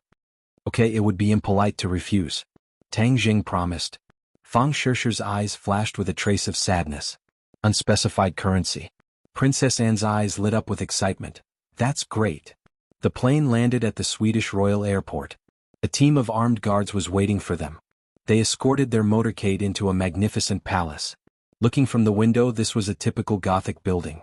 It had a historical charm, but it wasn't majestic. Of course, it definitely didn't have the aura of a nouveau riche. It was upright and very grand. Ding Liang had already been escorted to Wuxia by the guards. Tang Zheng and Fang Shishir became the guests of the royal family. As soon as they got out of the car, Fang Shishir held Tang Zheng's hand and didn't want to let go. It was as if she was declaring her sovereignty. Princess Anne glanced at it and dismissed it with a smile. Tang Zheng could sense the uneasiness in Shishir's heart. He smiled at her and held her hand tightly. Seeing his smile, Fang Shishir let out a sigh of relief in her heart. Looking at the magnificent palace, she took a deep breath and encouraged herself. She could not be frightened by the other party's formation. In the majestic palace, two people sat in a condescending manner. The man had an extraordinary bearing, while the woman was graceful and noble. Tang Zheng glanced at them and concluded that they were Anne's parents, the king and queen. The king and queen were also observing Tang Zheng. He was born with delicate features. His Asian face was completely different from the Westerners. It was refreshing. He had an imposing appearance, neither servile nor overbearing, and had an extraordinary temperament.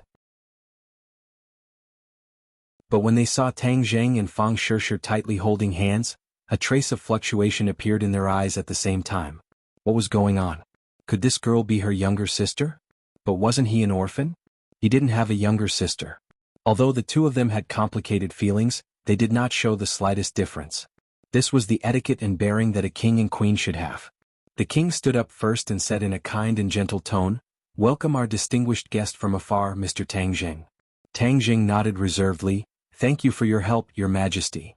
This time and was able to mobilize so many resources to help him. It was definitely not just her own actions and will. She must have received the king's approval. The king nodded and smiled, "Mr. Tang Zheng has helped my daughter many times. Your Wuxia values the kindness of a drop of water and a spring of water to be repaid. This is what I should do." The king was refined and courteous, and did not give off an overbearing and aloof feeling, which gave Tang Zheng a good impression of him. "Mr. Tang Zheng, why don't you introduce us to this beautiful young lady next to you? She's my girlfriend Fang Shishir." Tang Zheng directly introduced her. The corner of Fang Shishir's mouth revealed a satisfied smile. The king and queen looked at each other, and their expressions finally changed a little. They looked at Anne at the same time. What was going on? How did he have a girlfriend? Anne's expression did not change and there was a faint smile on her face. Although the king and queen had many questions in their hearts, they could not ask in person. That would be too rude and incompatible with the style of the royal family. The atmosphere was slightly awkward. The king immediately restrained his expression, laughed dryly and praised insincerely, "Your girlfriend is so beautiful." After a pause he quickly changed the topic, "Please move to the dining hall. Let's have lunch together first." After that, the king and queen walked down the stairs. The royal butler Bruce quickly came up to them. Bruce gave Tang Zheng a deep look and slightly nodded his head. The two were familiar with each other, so Tang Zheng also nodded his head in response. "Honorable guests, please," Bruce invited. Tang Zheng held Fang Shishir's hand and walked side by side with the king and queen to the dining hall. There were many attendants standing on both sides looking at them politely, and was pulled aside by the queen and whispered to in a low voice.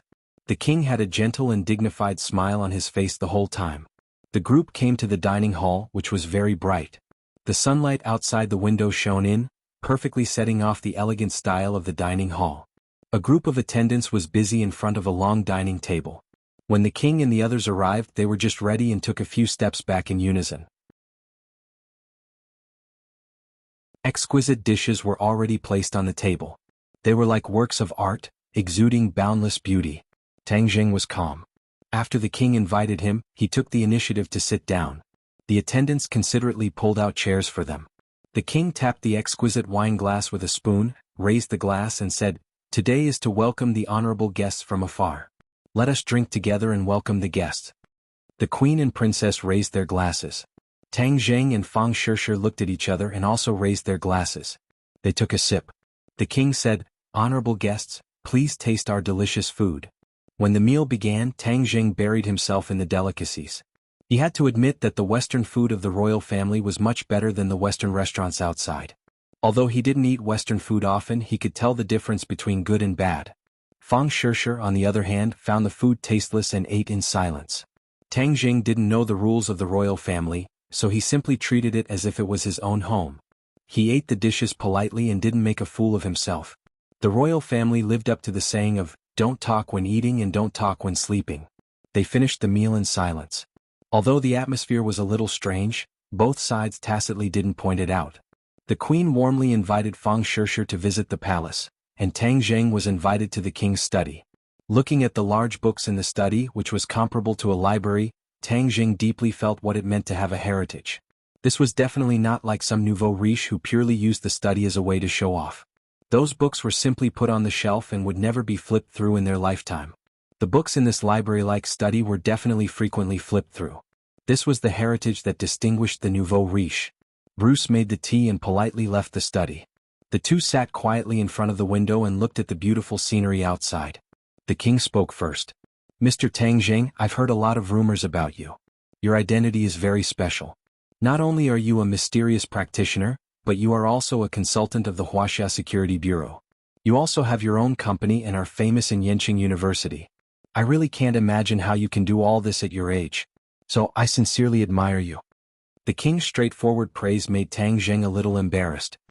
He smiled and said, "Your Majesty, you flatter me." The king shook his head. "It's not flattering, but it's not enough to describe your excellence. This time you directly collided with the Rockefeller family. This is no different from Mars colliding with Earth.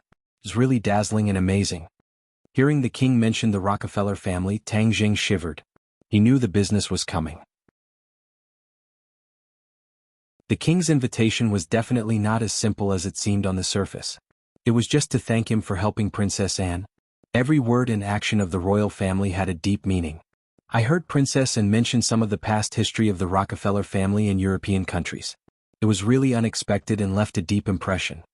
Tang Zheng simply continued the topic and simply said.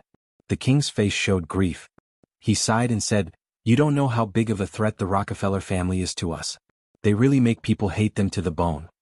With the king's personality, saying such ruthless words was definitely not a lie. He probably really hated the Rockefeller family to the bone. Tang Zheng said sadly, "It's understandable. But why can't so many European countries join forces to fight against the Rockefeller family? Back then, the European countries' national strength was the best in the world." Assassination. The Rockefeller family took advantage of their unique advantages and launched assassinations on the royal families of the European countries. Many of the royal families of the countries were killed by them. Of course, they also killed many of their own people. The killing continued for a century, and the Atlantic Empire took advantage of the situation to rise. In the end, both sides reached a compromise and temporarily maintained peace. However, the rise of the Atlantic Empire was irreversible, and the fall of the European countries could not be stopped. Because of this, the current situation was formed. Even now, many European countries still shamelessly follow the Atlantic Empire, forgetting their past. It is really lamentable. The king was panting with anger. Perhaps the resentment accumulated in his heart, which he had no way to vent, now seemed to have opened a gate and poured out. Tang Zheng looked at the king with a burning gaze and said, "Then you really want the Rockefeller family to completely disappear from this world?" "Of course, it's not just me. There are many others who have the same idea. It's just that no one dared to go against the Rockefeller family. Now a hero has appeared." The king looked at Tang Zheng with bright and piercing eyes. "You want me to completely defeat the Rockefeller family?" The king nodded, "Of course. That way you will be the hero of Europe, an eternal hero with supreme influence. More influence than you used to have." In the past, he only relied on Princess Anne's mysterious knight to have a little influence, but in the eyes of the nobles, he still did not have much of a presence.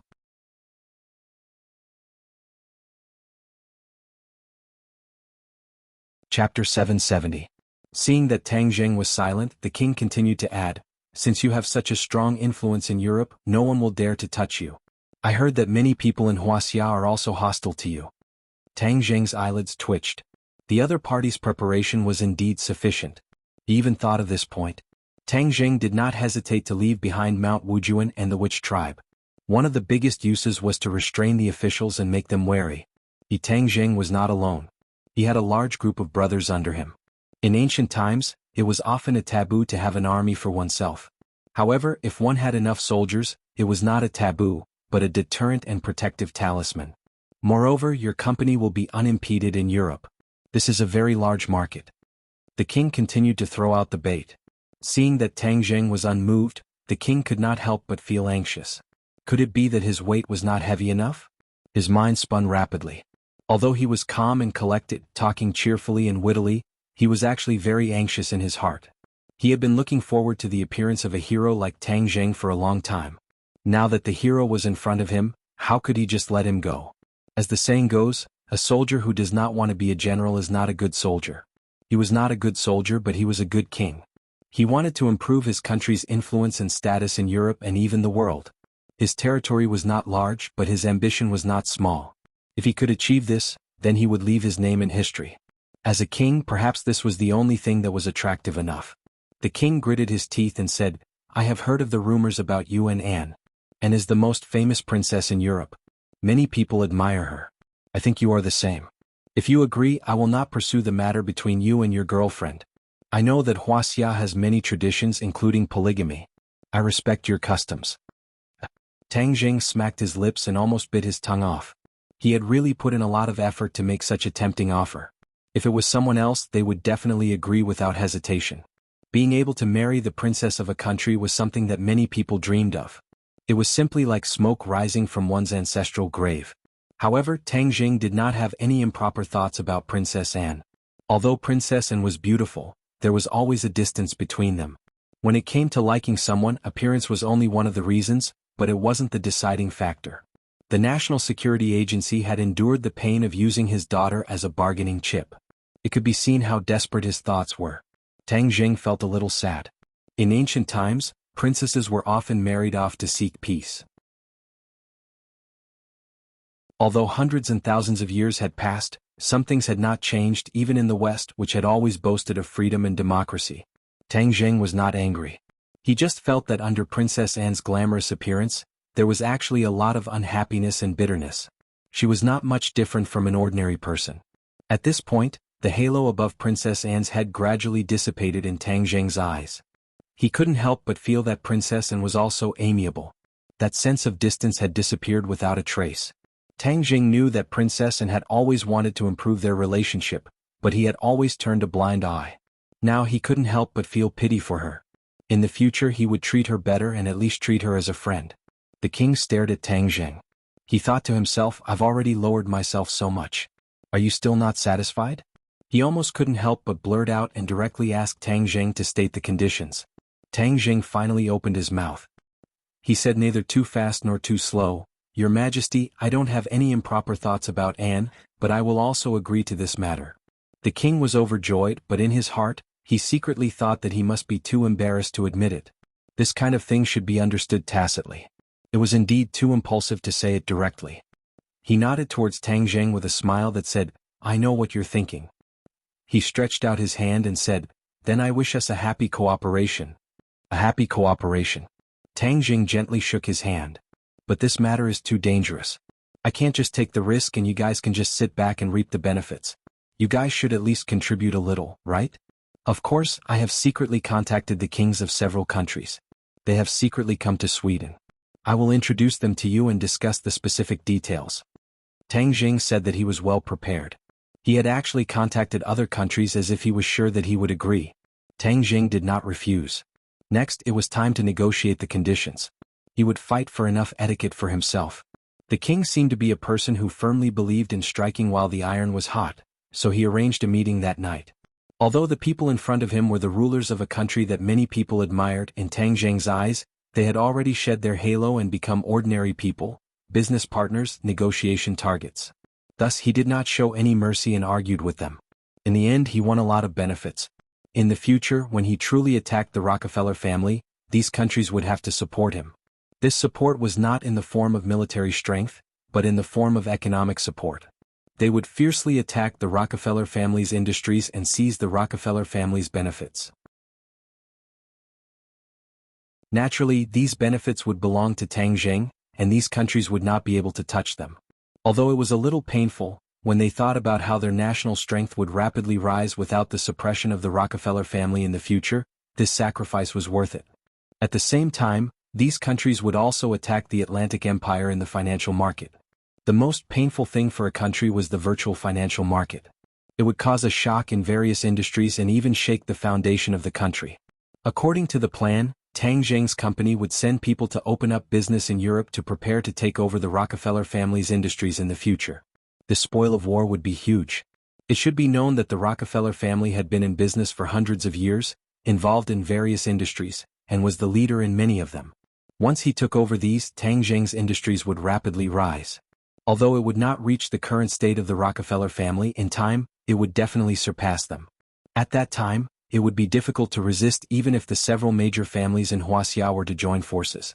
His business empire would truly take shape. Fang Shishir was obviously not as good as Tang Jing. Although the queen and princess Anne were very friendly on the surface, the queen still had some hostility towards her. Fang Shishir, who was sensitive, was smart enough to feel it, but she could not do anything about it. She could only force a smile. In the dead of night, Tang Jing and Fang Shishir were arranged in two separate rooms. Obviously they were not in the same room as Tang Jing wanted.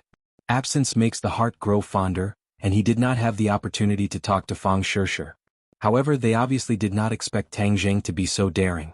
He actually climbed over the wall, climbed through the window and sneaked into Fang Shirshir's room. When Fang Shirshir saw the person who climbed in through the window, she almost made a move. However, after seeing the person's face clearly, she was shocked and opened her mouth wide. "You, how did you climb in?" Tang Jing laughed. "I missed you." The two had not seen each other for several months. The process of their previous meeting could not be said to be wonderful. They had narrowly escaped death. Now that they were finally free, the strong feelings could not help but hit their hearts. Tang Jing did not care about the rules. No rules could stop him from seeing Fang Shirshir and complaining about the pain of lovesickness. He could not help but criticize His Majesty. Knowing that Fang Shirshir was his girlfriend, he still insisted on arranging 2 rooms for them. This was blatantly destroying his happiness. After hearing this, Fang Shirshir's words of reproach immediately disappeared. Only tenderness was left. She hugged him and said coquettishly, "I missed you too." As the saying goes, absence makes the heart grow fonder. The two of them were originally passionate young men and women. When drywood met a raging fire, it was easy to ignite. In a short while, the room was filled with sounds that made one blush.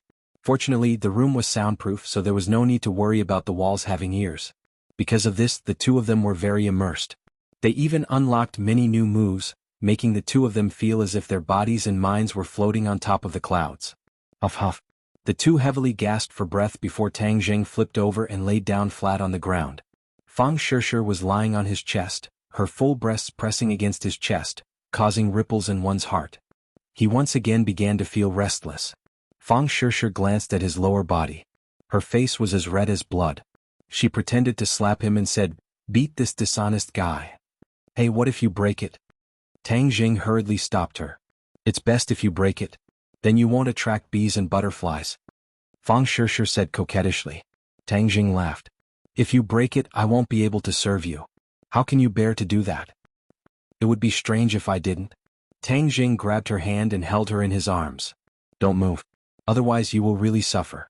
Be honest." Fang Shirshir didn't dare to move again. She was deeply afraid that he would become lively again. She said sourly, "Princess and has a special liking for you." Tang Jing righteously said, "I don't have any thoughts about it. I'm not afraid of thieves stealing, but I'm afraid of thieves remembering. Moreover, there are so many close female friends in the country." Hearing this, Tang Jing couldn't help but think of Yi Dingdang. He said, "Ding Dang has left." Fang Shirshir knew very well about the matter between Tang Jing and Yi Dingdang. Back then, Yi Dingdang's parents tried their best to matchmake the two of them, but in the end she still won the first prize. She was happy for a long time. Later, she also chose to turn a blind eye to the ambiguous relationship between Tang Jing and Yi Dingdang. This was her philosophy. She wasn't as tough as Yi Dingdang. Her personality was more of a delicate woman's mentality. She liked Tang Jing and Tang Jing also liked her. He even risked his life to save her. In this world, how many men could do this? She felt that this was her luck. Why should she ask for so much? This year of studying and living independently made her think through many things. Love wasn't just about possessing but more about giving. Tang Jing gave so much, but how much did she give? Therefore, even though she knew about Tang Jing's romantic past, she still didn't leave him. Especially after experiencing this matter, she knew that she couldn't leave him in this lifetime.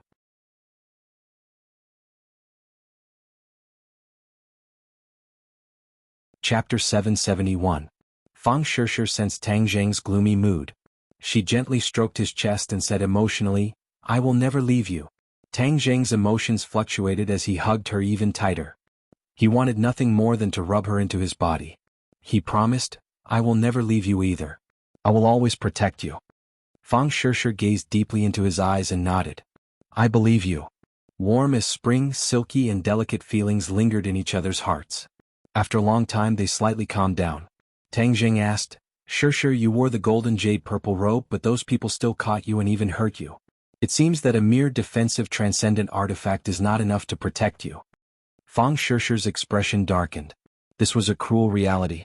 She forced a smile and said, "Transcendent artifacts are hard to find in this world. This is something that can't be helped." "That may not be so." Tang Jing smiled mysteriously. A rainbow light suddenly appeared in the center of his palm.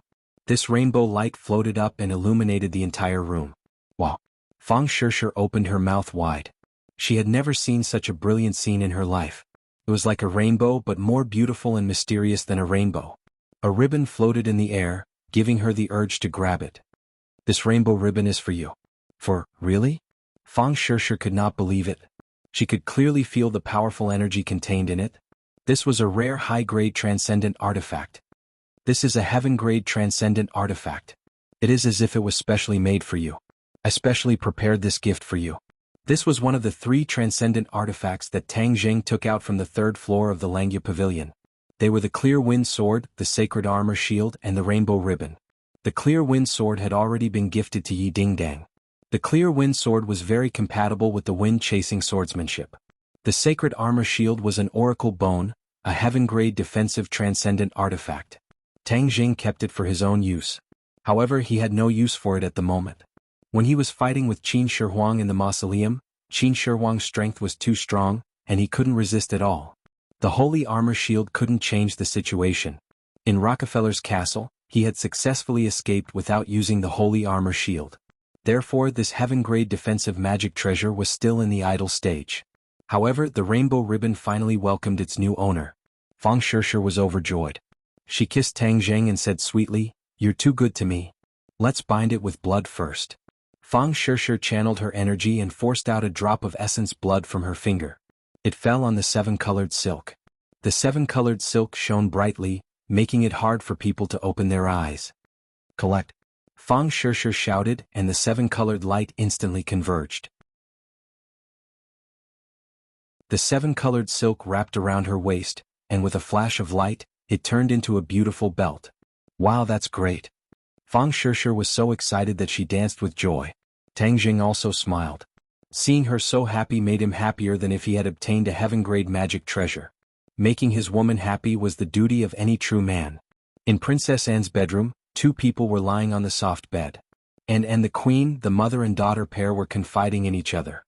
"And you never told me that Tang Jing has a girlfriend?" the queen asked with a straight face. And slyly blinked and said, "You didn't ask me either." The queen was angry, but with her magnanimous nature she couldn't scold her. She could only earnestly say, "You are the princess. Could it be that you have to tolerate him having other women?" And shrugged and said, "Is there a lack of dirty things in the royal family of each country? How many people secretly have lovers? Mother, you should know, right?" The queen was speechless. In any country the most chaotic was the royal family. Don't look at the dignified appearance, but the dirty things in the dark were hard to imagine. The queen had been influenced by what she saw and heard over the years. "But this is too much for you," the queen said with heartache.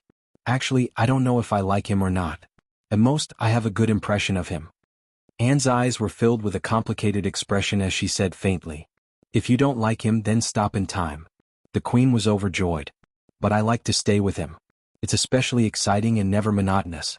Moreover, it gives me a sense of security." Princess Anne's eyes were filled with little stars. "Huff huff." The queen gasped for breath. She was obviously angry and said, "You are wrong, do you know that?" And shrugged and said, "Is that so? Who knows how many mistakes a person makes in their life? You have taught me since I was young to be cautious and avoid making mistakes. But I really want to make a mistake once and see how it feels." The queen looked as if she didn't recognize her daughter. She stared straight at her and said, "You will regret it." "That's not necessarily true." Anne's eyes were firm. The next day, Tang Jing walked out of his room and smiled at Fang Shishir, who opened the door next door. Fang Shishir's face was red as she glared at him. "You're up." Anne and the queen happened to walk in and saw the 2 exchanging glances. Anne pretended not to see, but the queen looked at Fang Shishir. Her face was flushed and her skin was smooth and delicate. It was very different from yesterday.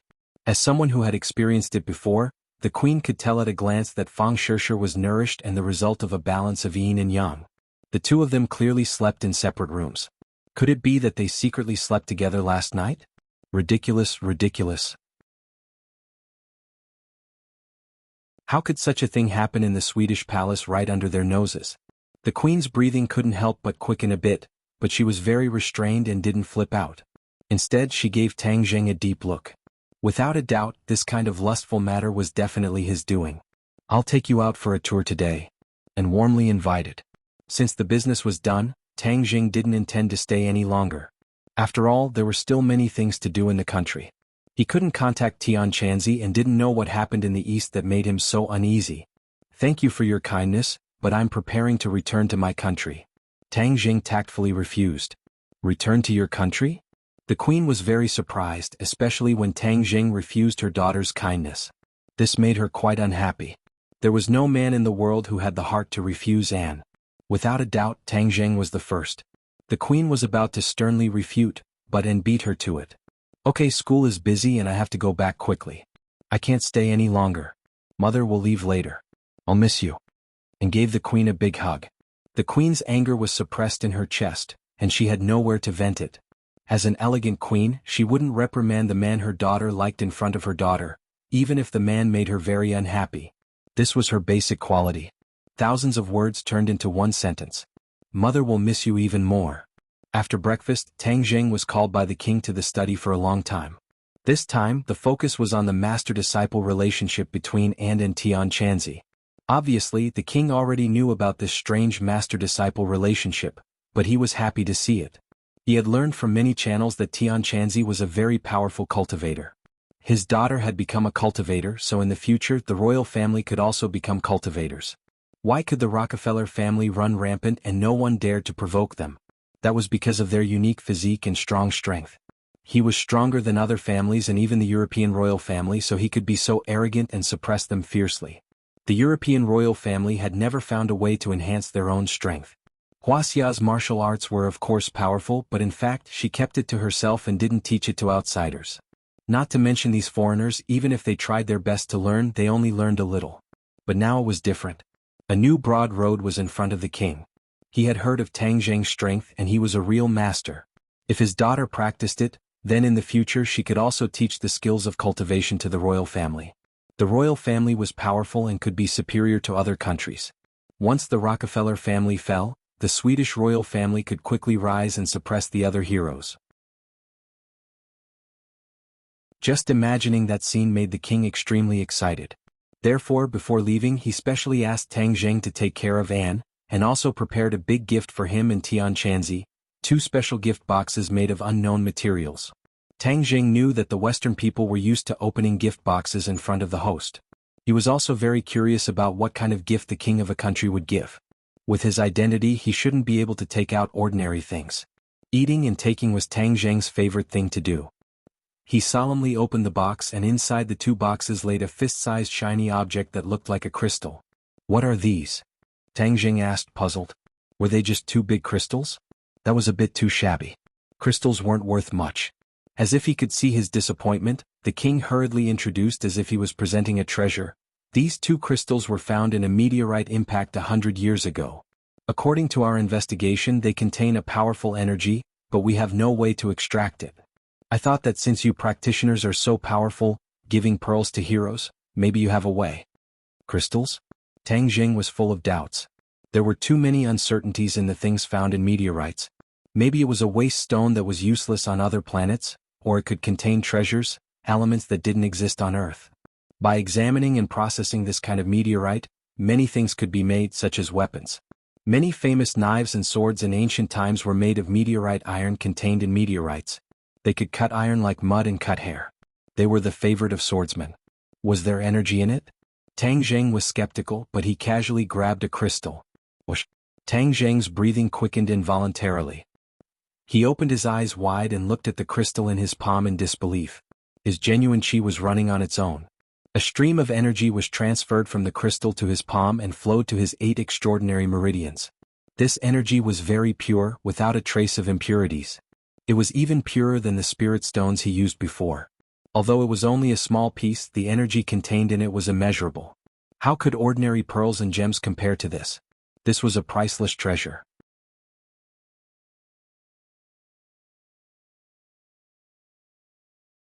Chapter 772. Crystal stones were a higher-level existence than spirit stones. It was a cultivation treasure that cultivators yearned for even in their dreams. However, there were very few of them in the world and they could only be found in some meteorites. Although Tang Jing did not know this point, he could already confirm that crystal stones were very important to his future cultivation. He happily put away the gift box and said, "Thank you, Your Majesty."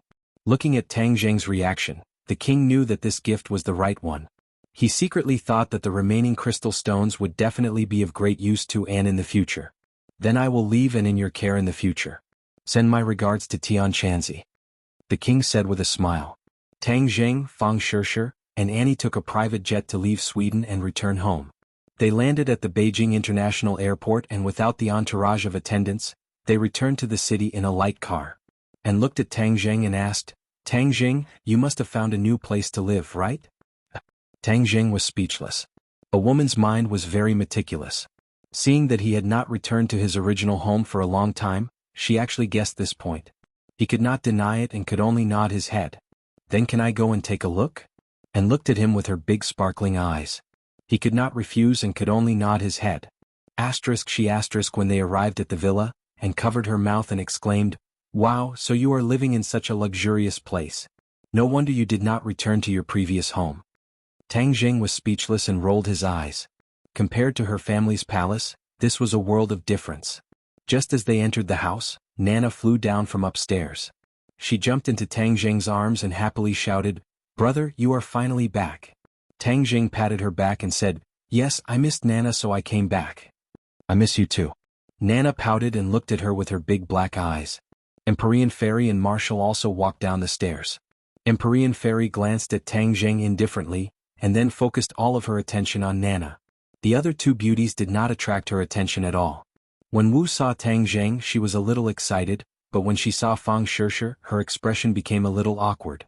Fang Shishir recognized Marshall, so he was not surprised, but towards the Empyrean Fairy, he could not help but take a few more glances. Although the Empyrean Fairy had deliberately concealed her charm, she was still extremely beautiful. And was dumbfounded.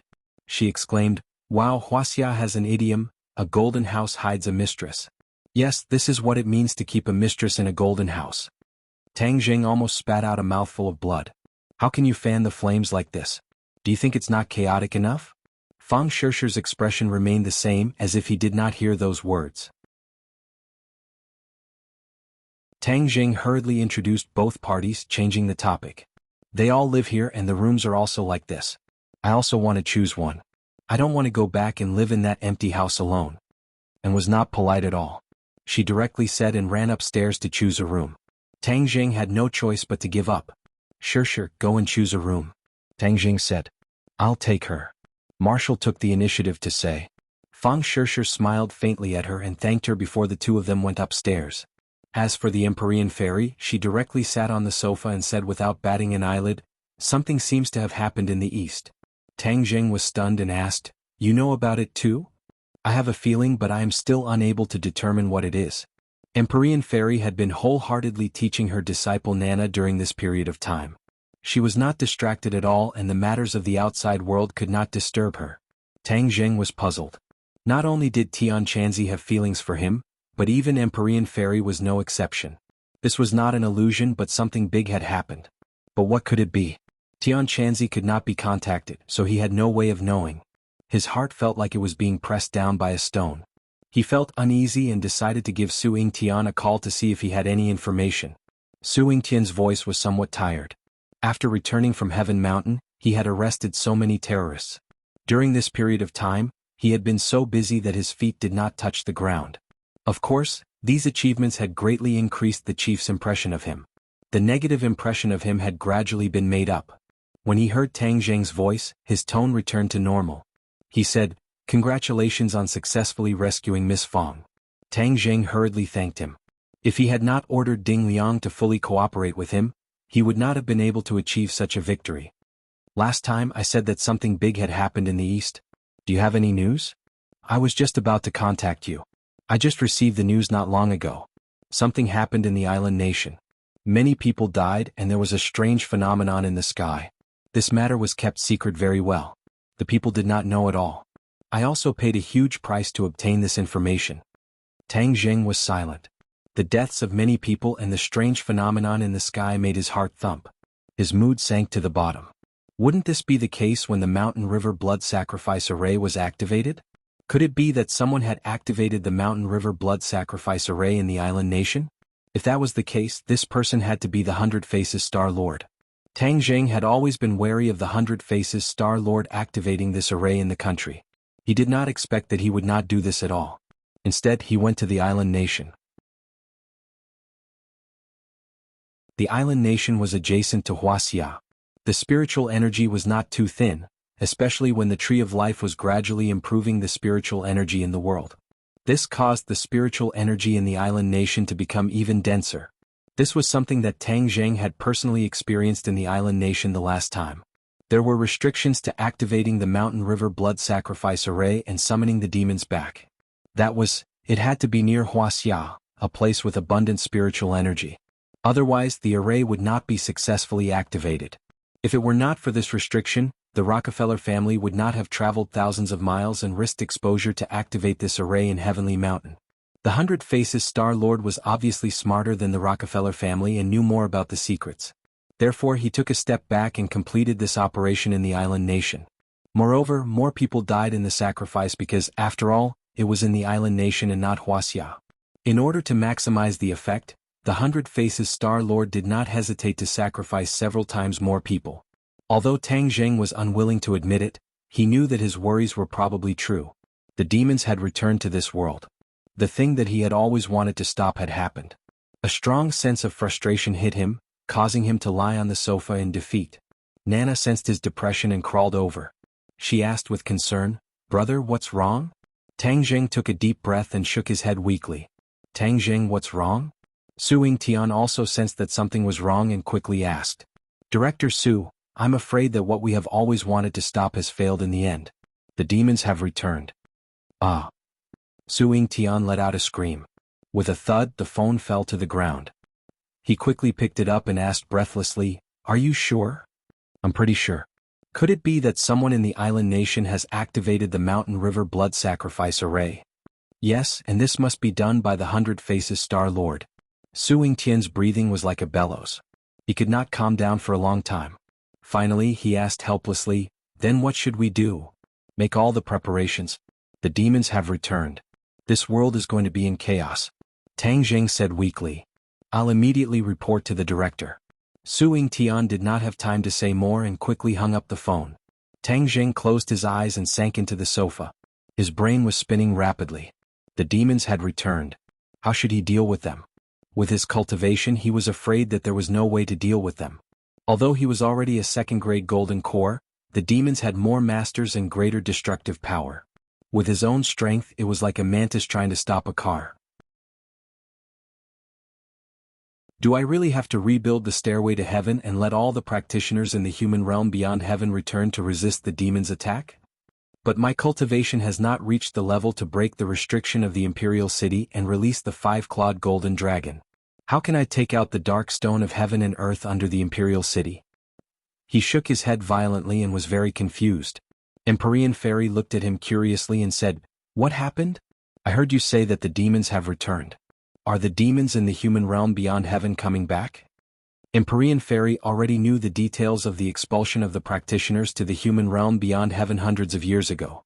Tang Jing let out a long sigh and said, "Yes." "Then what's the trouble? They were originally people of this world." Empyrean Fairy did not take it seriously. The demons have existed in this world for thousands of years. What's the fuss about their return? Tang Jing shook his head. "It's not what you think. The demons are cruel by nature. Once they return, the people in this world will suffer." Empyrean Fairy looked at him strangely and said, "You and Qin Shi Huang are both Skywalkers, but there is a big difference between the two of you. He will never be troubled like you. The lives of ordinary people are like ants in his eyes. He will never care about their lives. He is the emperor of all ages. I am just an ordinary person. I can't be like him." Tang Jing smiled bitterly. "Then what are you going to do?" Empyrean Fairy asked curiously. Tang Jing shook his head. "I have not thought of a way yet. I can only wait and see." Tian Chanzi went to the island nation. Let's wait for his news. Since the demons had returned, Tang Zheng could not leave Huaxia. What if the demons returned and the people around him were harmed? The most important thing now was to figure out the movements of the demons after they returned. Were they still in the island nation or had they already snuck back to Huaxia and what their goal was? However, the necessary preparations could still be done.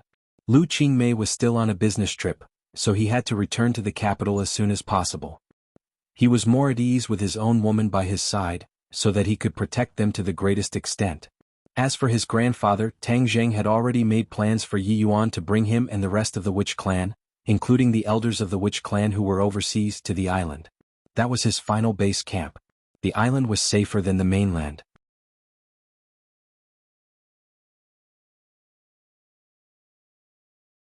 Chapter 773.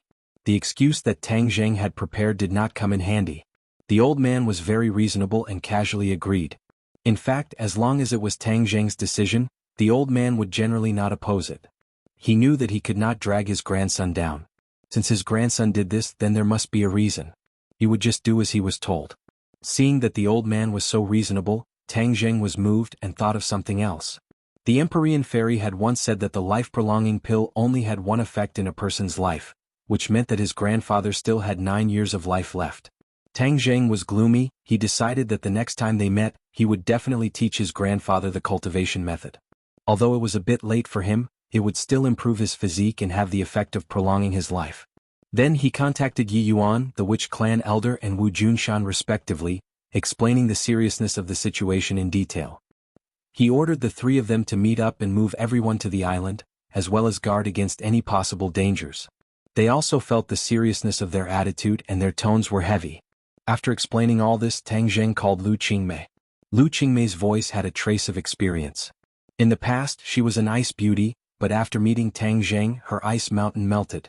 Even the way she treated people and things in her life became a lot gentler, not as cold as before.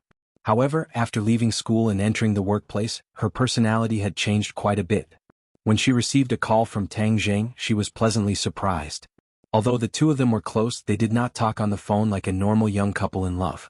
Even the few women around Tang Zheng were not like this. They all understood that Tang Zheng had too many things to do, so it was impossible for him to take out so much time to talk about love with them like a normal boy. This bit of understanding and tolerance was precious. When Tang Zheng occasionally thought about it, he could not help but feel a warm current flowing through his heart. After receiving a call from Tang Zheng, Lu Qingmei was very happy. "Sister Mei, what are you busy with?" "I just finished talking to my client." "Why are you so obedient and calling me?" Lu Qingmei said gently. "I missed you," Tang Zheng said sincerely. These were indeed words from the bottom of her heart. She had not seen Lu Qingmei for quite some time, so she really missed her teacher. Fortunately, he was making the call in his bedroom. Otherwise, if the women outside heard it, who knew what kind of bloody case it would cause? Lu Qingmei was silent for a while before she said emotionally, "I miss you too." "Sister Mei, are you done with your work?" "Almost." "What's wrong?" "Come back quickly." "Do you really miss me so much that you can't wait to see me?" Lu Qingmei asked mischievously. "Yes." Tang Zheng didn't tell her the real reason because he didn't want to scare her. "All right, I'll fly back tomorrow. You have to pick me up at the airport." "I will definitely be there." In the evening, Mu Hongyan came back from work. This time, the room full of beauties became even more lively. Even Fang Shishir couldn't help but look at him a few more times, making him feel like he was sitting on pins and needles. Mu Hongyan and Fang Shishir were old acquaintances. After meeting, they were very close. After dinner, Mu Hongyan looked at the room full of girls. In order to avoid arousing suspicion, she was going to take Nana back to her home. Nana insisted on staying. Coupled with Fang Shishir's persuasion, she also stayed. A room full of beauties, only Tang Zheng was a man. It was really like entering a country of women. There were all kinds of beauties, a feast for the eyes. Tang Zheng didn't have much mood to appreciate the beauty. He went to the study with Mu Hongyan to talk about Europe. When she heard that he was going to expand the company's business to Europe, Mu Hongyan was shocked. "Aren't you selling a bit too much? Although we are already famous in China, isn't it too early to go to Europe?" Mu Hongyan evaluated with her own professional vision. Tang Zheng shook his head and said, "I have already talked to several European royal families. They will give us green light and give us the greatest help. You don't have to worry. The European market will be easier to develop than the domestic market.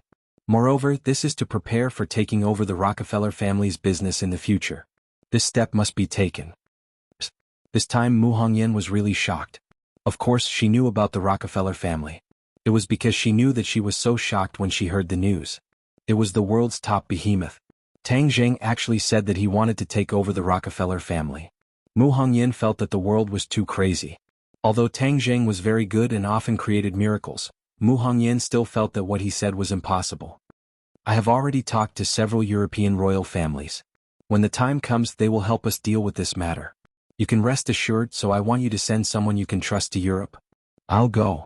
Mu Hongyan volunteered herself without hesitation. No. Tang Zheng quickly rejected. He kept some of the people who were important to him by his side. How could he let her go? What? There is no why. Tang Zheng did not tell her about the return of the devil race, so as to save her trouble. Mu Hongyan was not a person who was easy to persuade, especially in business. She was a complete strong woman. I have to go.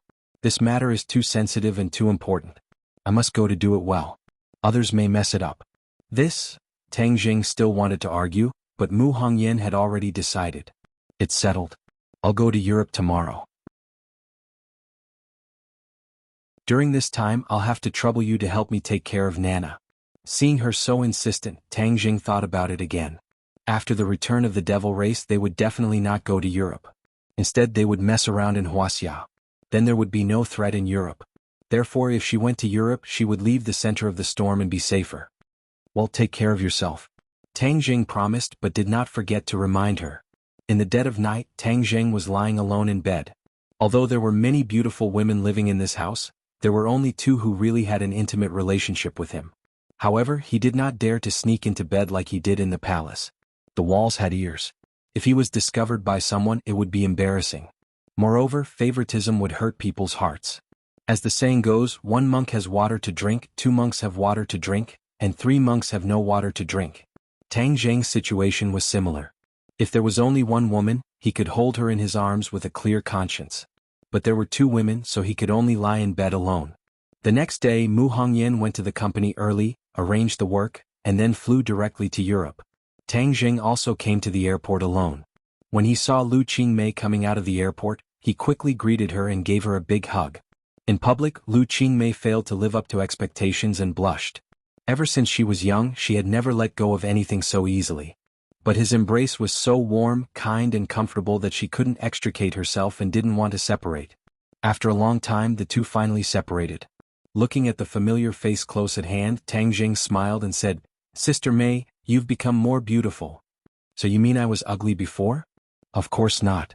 You used to be very beautiful, but now you're even more beautiful. You're just making me happy. I've been so busy during this time. I feel old. You've really become more beautiful and your skin is better," Tang Zheng said seriously. Lu Qingmei's eyes bloomed with joy. Her colleagues often praised her like this. She occasionally noticed this when she looked in the mirror. Her skin was indeed smoother and more delicate than before, and even her physique had become more outstanding. In fact, this was all thanks to her cultivation. After the toxins in her body were removed, her skin was moisturized by the true qi. Naturally, it was ruddy and lustrous, as delicate as jade. "Well, you're a sweet talker. I'll reward you later." "What reward?" Tang Zheng smiled evilly. Lu Qingmei pinched him fiercely and said, "What nonsense are you thinking in your head? You're asking for a beating? Well, don't hit me. So many people are watching you murder your husband in public. It's not good for your reputation." Tang Zheng said mischievously, "Who's my husband? I think you're getting more and more improper." Lu Qingmei took his hand and sat in the car with him. They went straight to Lu Qingmei's house. "I'm going to take a shower and then we'll go eat together." Lu Qingmei put down her luggage and went into the bathroom, leaving Tang Zheng sitting alone. Listening to the sound of water coming from the bathroom, his mood had already drifted in. But Lu Qingmei deliberately locked the door, so he couldn't break in even if he wanted to. "Sister Mei, do you want me to scrub your back?" Tang Zheng asked. "No, everyone knows Sima Zhao's heart. Don't think I don't know what you're thinking." Tang Zheng said with a bitter face, "My heart is very pure. It's a pleasure to help others. Teacher Lu, didn't you teach me this in the past?" "You're not allowed to call me Teacher Lu," Lu Qingmei said coquettishly. Every time she heard Tang Zheng call her Teacher Lu, she would feel flustered. Tang Zheng didn't listen. He had already tested her several times. Every time he called her Teacher Lu, she would become agitated and sensitive. This was her Achilles heel. So he turned a deaf ear and mischievously called out, "Teacher Lu, let's take a shower together. This way we can save water." Bang! The bathroom door was suddenly pushed open. Lu Qingmei, wrapped in a bath towel, rushed out with a red face and angrily said, Didn't I tell you not to call me Teacher Lu? See how I'll deal with you. She directly pounced on Tang Zheng and began to punch and kick him. Tang Zheng pretended to be pitiful and shouted, "A teacher is hitting a student. I want to protest." "Your protest is invalid. The one I'm hitting is you. Disobedient, bad student." The two wrestled into a ball, gasping for breath.